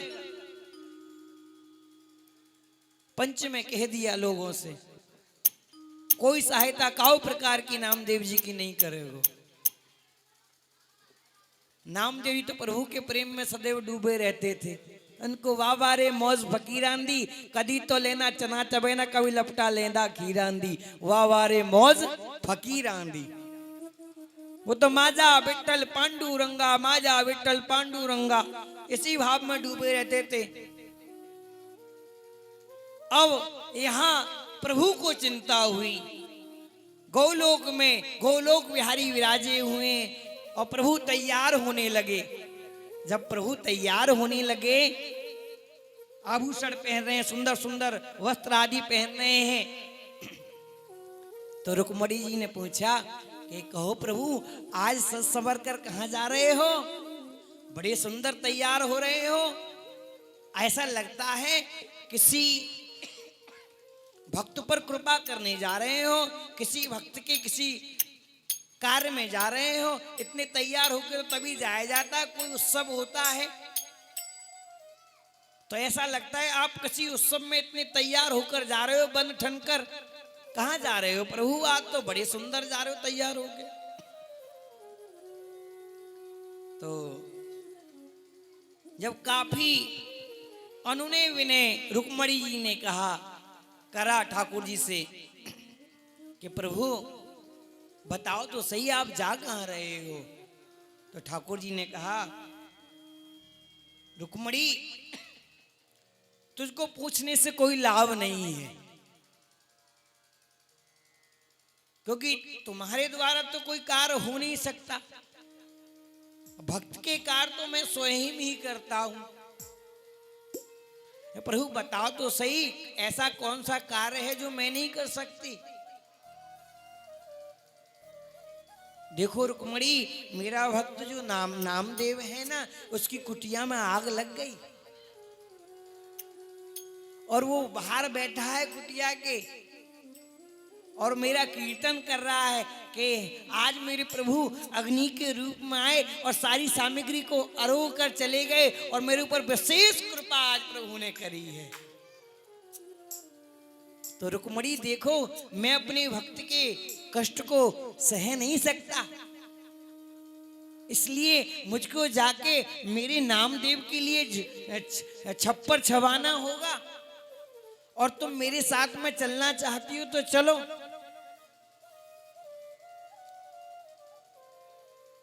आज प्रभु को नामदेव जी के छप्पर की चिंता हो गई। प्रभु रुक्मणी जी के साथ में नामदेव जी का छप्पर छाने के लिए आए हैं।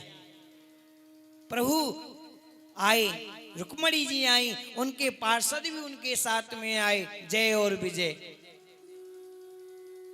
प्रभु अपने हाथों से फूस ले लेके, जो उनके साथ में उनके पार्षद थे वो फूस लेके आ रहे हैं रुक्मणी जी अपने हाथों से उठा उठा कर प्रभु को पूछ दे रही हैं और प्रभु अपने हाथों से नामदेव जी के लिए छप्पर छा रहे हैं। नामा कौन ने छवाई तेरी छान, हमहू ऐसी छानेंगे। जब सुंदर दिव्य अद्भुत एक सुंदर कुटिया का निर्माण प्रभु ने अपने हाथों से नामदेव जी के लिए किया। जब सुबह हुआ तो लोगों ने नामदेव जी की जहां वो कुटिया में आग लगी थी वहां दिव्य रंग बिरंगी चित्रकारी बनी हुई है। तरह तरह की चित्रकारी देखकर लोग आश्चर्यचकित हो रहे थे। ऐसी चित्रकारी तो हमने कहीं नहीं देखी। ऐसी दिव्य कुटिया बन गई। कहां उस समय तो ऐसे धू धू कर आग लग रही थी। सब पूछने लगे नामदेव जी से कि नामा ये तुम्हारी कुटिया किसने बनाई? हमने तो मना कर दिया था तेरी सहायता करने के लिए। बता वो कौन सा ऐसा मिस्त्री है जिसने तेरी कुटिया बनाई है, हमको उसका पता बता दे, हम भी उससे अपनी कुटिया बनवा लेंगे। नामदेव जी से लोग आके पूछ रहे हैं कि नामा बताइयो तेरी ऐसी सुंदर झोपड़ी कौन ने बनाई है, हम भी बातें अपने लिए ऐसी कुटिया बनवा लेंगे। और कहा पैसा लियो माने? तो नामदेव जी ने कहा भैया वो तो माया ते नहीं रीझ है, वो तो भक्त के भाव। वशियमने महारानी की जय हो, गोकुलनाथ की जय हो। वे सब लोग पूछ भी लगे तो नामदेवी ने कही कि देखो ये तो ऐसे झोपड़ी बनावे के लिए बनी बनाई झोपड़ी में आग लगानी पड़े तब जाके ऐसी झोपड़ी छवे।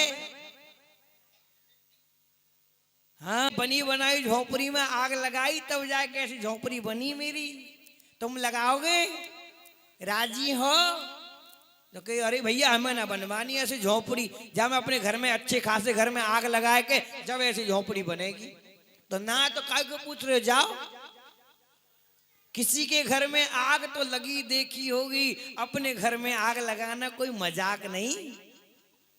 नामदेव जी कही यहाँ तो भैया अपने घर फूको जब जाके नहीं ऐसी झोपड़ी छवि है, ऐसो छान छबो है।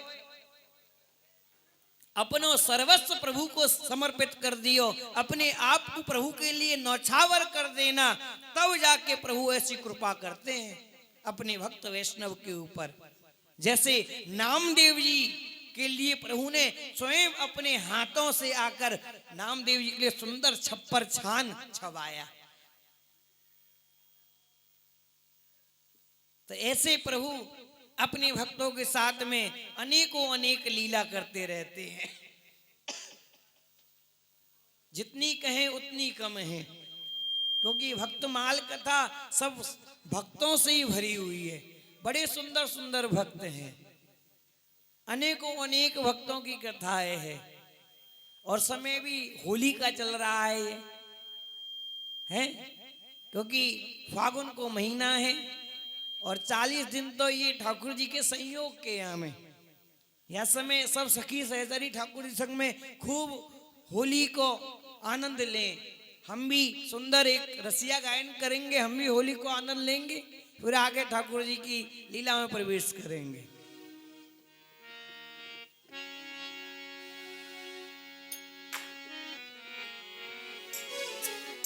अरे कान्हा पिचकारी मत मारे, मेरे घर सास लड़ेगी रे, मेरे घर सास लड़ेगी रे।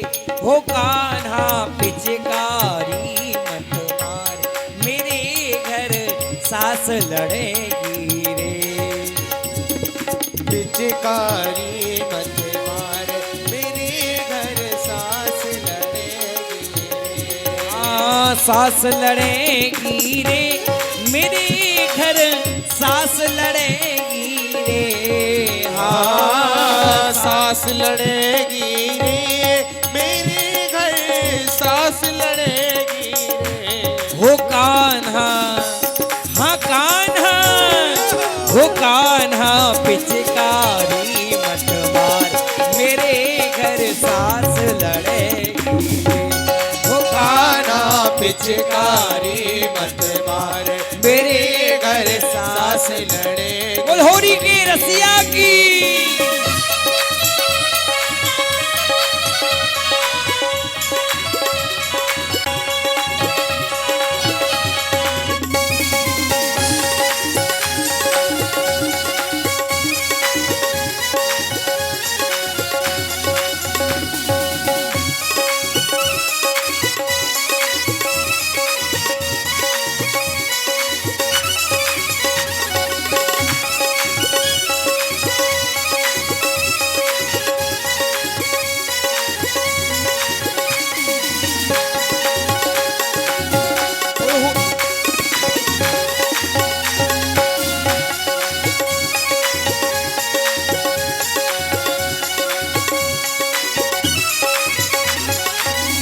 और अरे सास डोकरिया मेरी बड़ी खोटी, सास डुकरिया मेरी बड़े खोटी। अरे गारी देना देगी मोहे रोटी, गारी देना देगी मोहे रोटी। अरे गारी देना देगी मोहे रोटी, गारी देना देगी मोहे। और ननद कैसी है?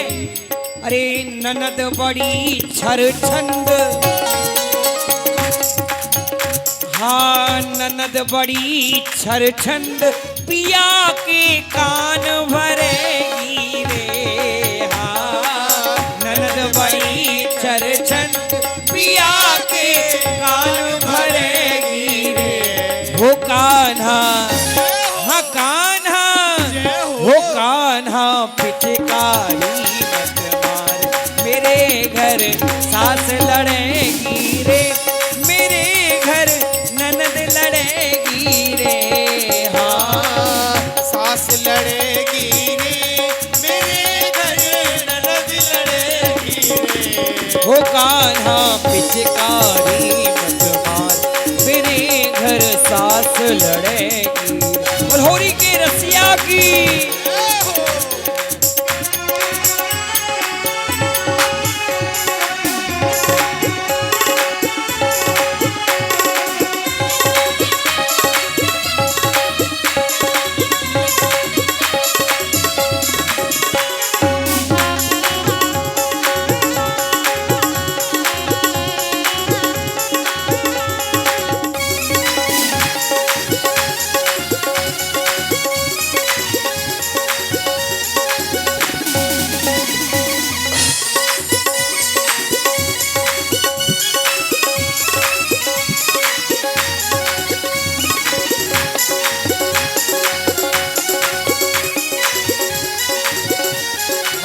सकी अरे कछु ना बिगड़े श्याम तिहारो, कछु ना बिगड़े श्याम तिहारो। लाला तेरो कछु ना जाएगो, तू तो घुस जाएगो अपने घर में जाके, जो कछु जाएगो मेरो ही जाएगो। अरे कछु ना बिगड़े श्याम तिहारो, कछु ना बिगड़े श्याम तिहारो। अरे मोकू है जाए देश निकारो, मोकू है जाए देश निकारो। अरे मोकू है जाए देश निकारो, मोकू है जाए देश निकारो। अरे हाँ दे दे तारी ब्रज की नारी, हंसी करेंगी रे। हाँ दे दे तारी ब्रज की नारी, हंसी करेंगी रे। वो कान्हा, हाँ कान्हा, वो कान्हा पिचकारी मत मार, मेरे घर सास लड़ेगी रे, मेरे घर सास लड़ेगी रे। हाँ सास लड़ेगी रे, मेरे घर सास लड़ेगी रे। वो कान्हा पिचकारी मत मार, मेरे घर सास लड़ेगी रे। बोल होरी के रसिया की।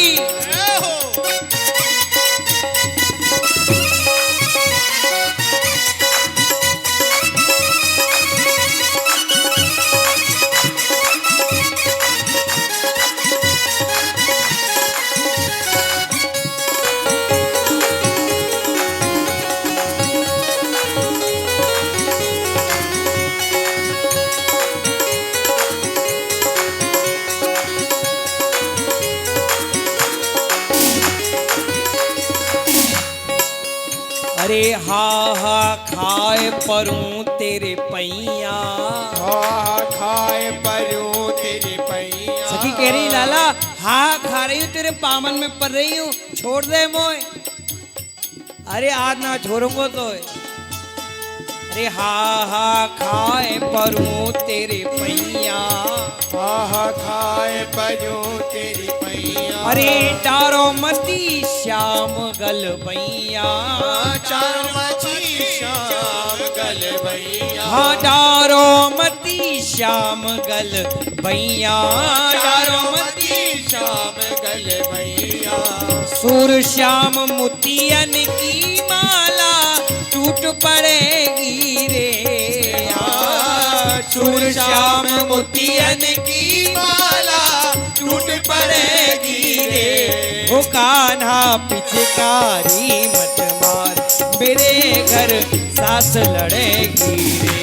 वो कान्हा पिचकारी मत मार मेरे घर सास लड़ेगी रे। हाँ सास लड़ेगी रे मेरे घर सास लड़ेगी रे। हाँ सास लड़ेगी रे मेरे घर सास लड़ेगी रे। वो कान्हा पिचकारी मत मार मेरे घर सास लड़ेगी रे। वो कान्हा पिचकारी मत मार मेरे घर सास लड़ेगी रे। मेरे घर सास लड़ेगी रे। मेरे घर सास लड़ेगी रे। मेरे घर ननद लड़ेगी रे। मेरे घर ननद लड़ेगी रे।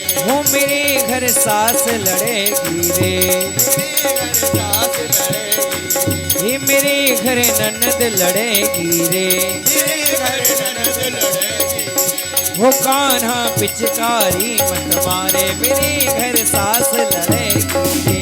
वो कान्हा पिचकारी मत मारे मेरे घर सास लड़ेगी रे। वो मेरे घर सास लड़ेगी रे। मेरे घर सास लड़ेगी रे। मेरे घर सास लड़ेगी रे। मेरे घर सास लड़ेगी। मेरे घर सास लड़ेगी रे। मैं अपने घर सौ निकसी, मैं अपने घर सौ निकसी और बीच में नंद को छेला बिठाई। कछु बा ने कही कछु मैंने कही, कछु बीच की सौत ने आए लगाई। 2 की 4, 4 की 14, 14 की 24 बनाई। बलिहार करो ब्रज को बसवो, यहाँ पानी में आग लगा में लुगाई।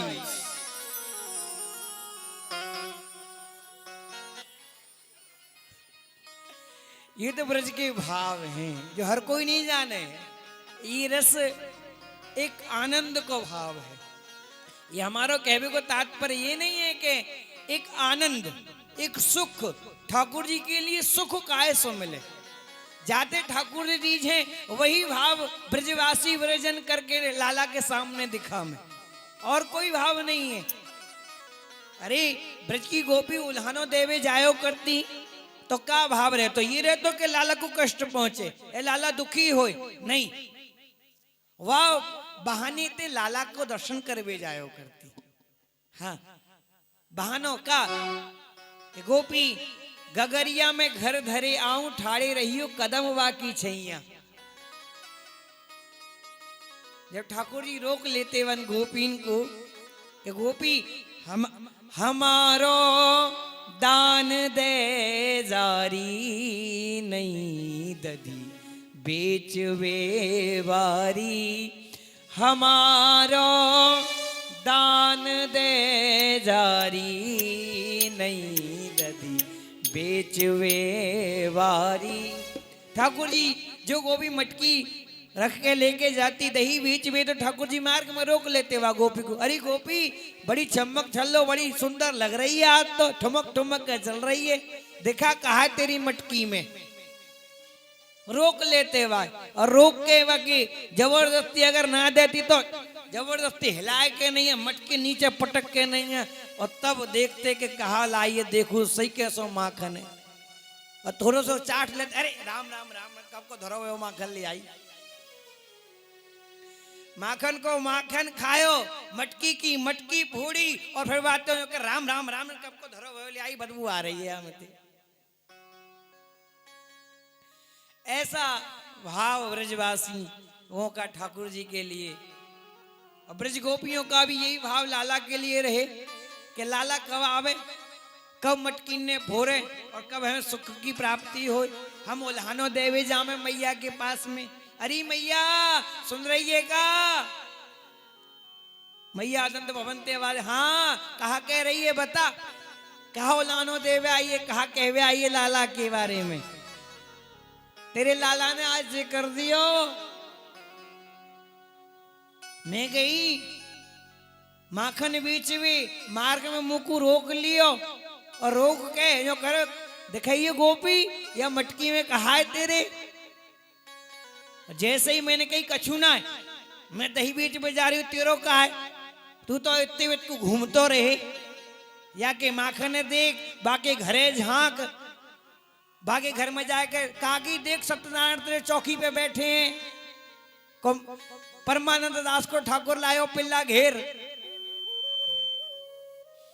तो तेरो कहा है लाला, तू जा परे को हट। अरे गोपी राजी रास्ता ते दिखा रही हो, दिखा दे, नहीं हम पे और अटकर आमे फिर देखे वे के। हाँ पूरी टीम है, बटालियन छोड़ दूंगा ना तो बटके छोड़ के भाग जाएगी अपनी अपने आप भाई। लेवे की जरूरत ना पड़ेगी मोए। ऐसे ऐसे मनोहार ठाकुर जी गोपियों के संग में करे हैं, और ठाकुर जी वही ते प्रसन्न होए, वही ते गोपी प्रसन्न होए। ठाकुर जी गोपी को प्रसन्न करने के लिए लीला करें, और गोपी ठाकुर जी को प्रसन्न करने के लिए सब लीला करें, और कोई दूसरा उद्देश्य नहीं होए उनको प्रसन्न करने के लिए। एक गोपी दान घाटी के मार्ग ते दही बीच में आ रही थी, बरसाने से गोपी दही की मटकी रख के दही बीच में मथुरा को आ रही। तो जहां दान घाटी हो दानी राय जी को स्थान है, गोवर्धन में दान घाटी, वहां पे ठाकुर जी गोपीन सो दान लियो करते। गोपार भकैर गौरस लंपटो भृशम देहेती गोपीर निजगाद मार्गे। हे गोपियों, यहां पे मेरी ओर से कर लिया, कर वसूला जाता है, लाओ मेरा कर दो तब आगे जाना। सब गोपियों को रोक के ठाकुर जी कर लिया करते वहां पे। तो गोपियों को रोक लिया, गोपी थी गोपी ला दान दे। तो गोपी बहानों करके कहा कह रही है ठाकुर जी से,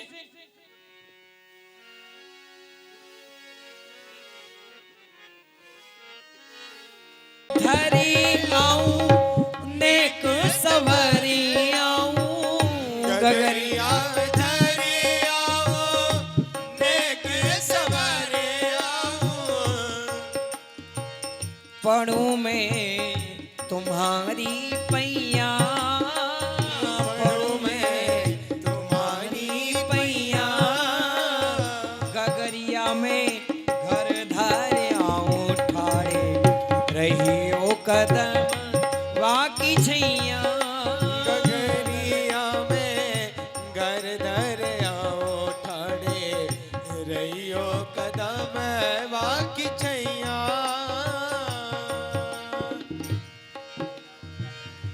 लाख यतन करूं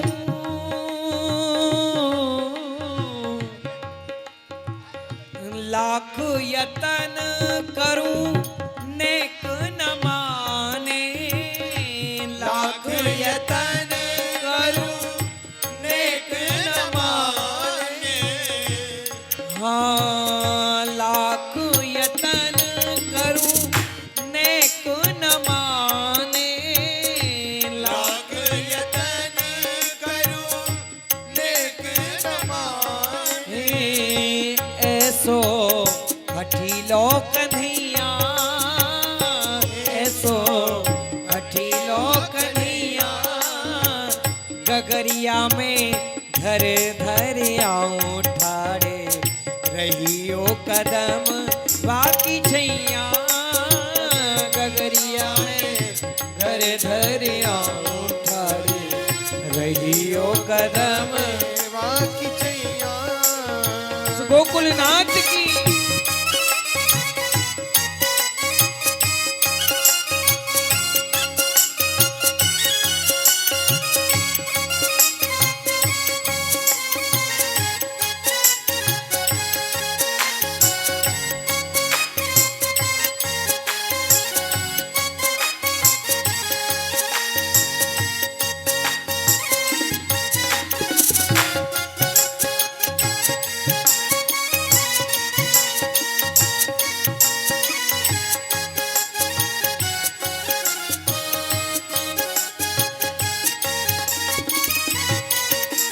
जब ठाकुर जी नहीं माने तो गोपी कहने लगी, जाए कहूंगी लाला नंद बाबा सो, जाए कहूंगी लाला नंद बाबा सो, नंद बाबा सो, नंद बाबा सो, नंद बाबा सो, नंद बाबा सो, जाए कहूंगी लाला नंद बाबा सो, रे जाए कहूंगी लाला नंद बाबा सो, जाए कहूंगी लाला नंद बाबा सो, ओ लड़ेगी यशोदा में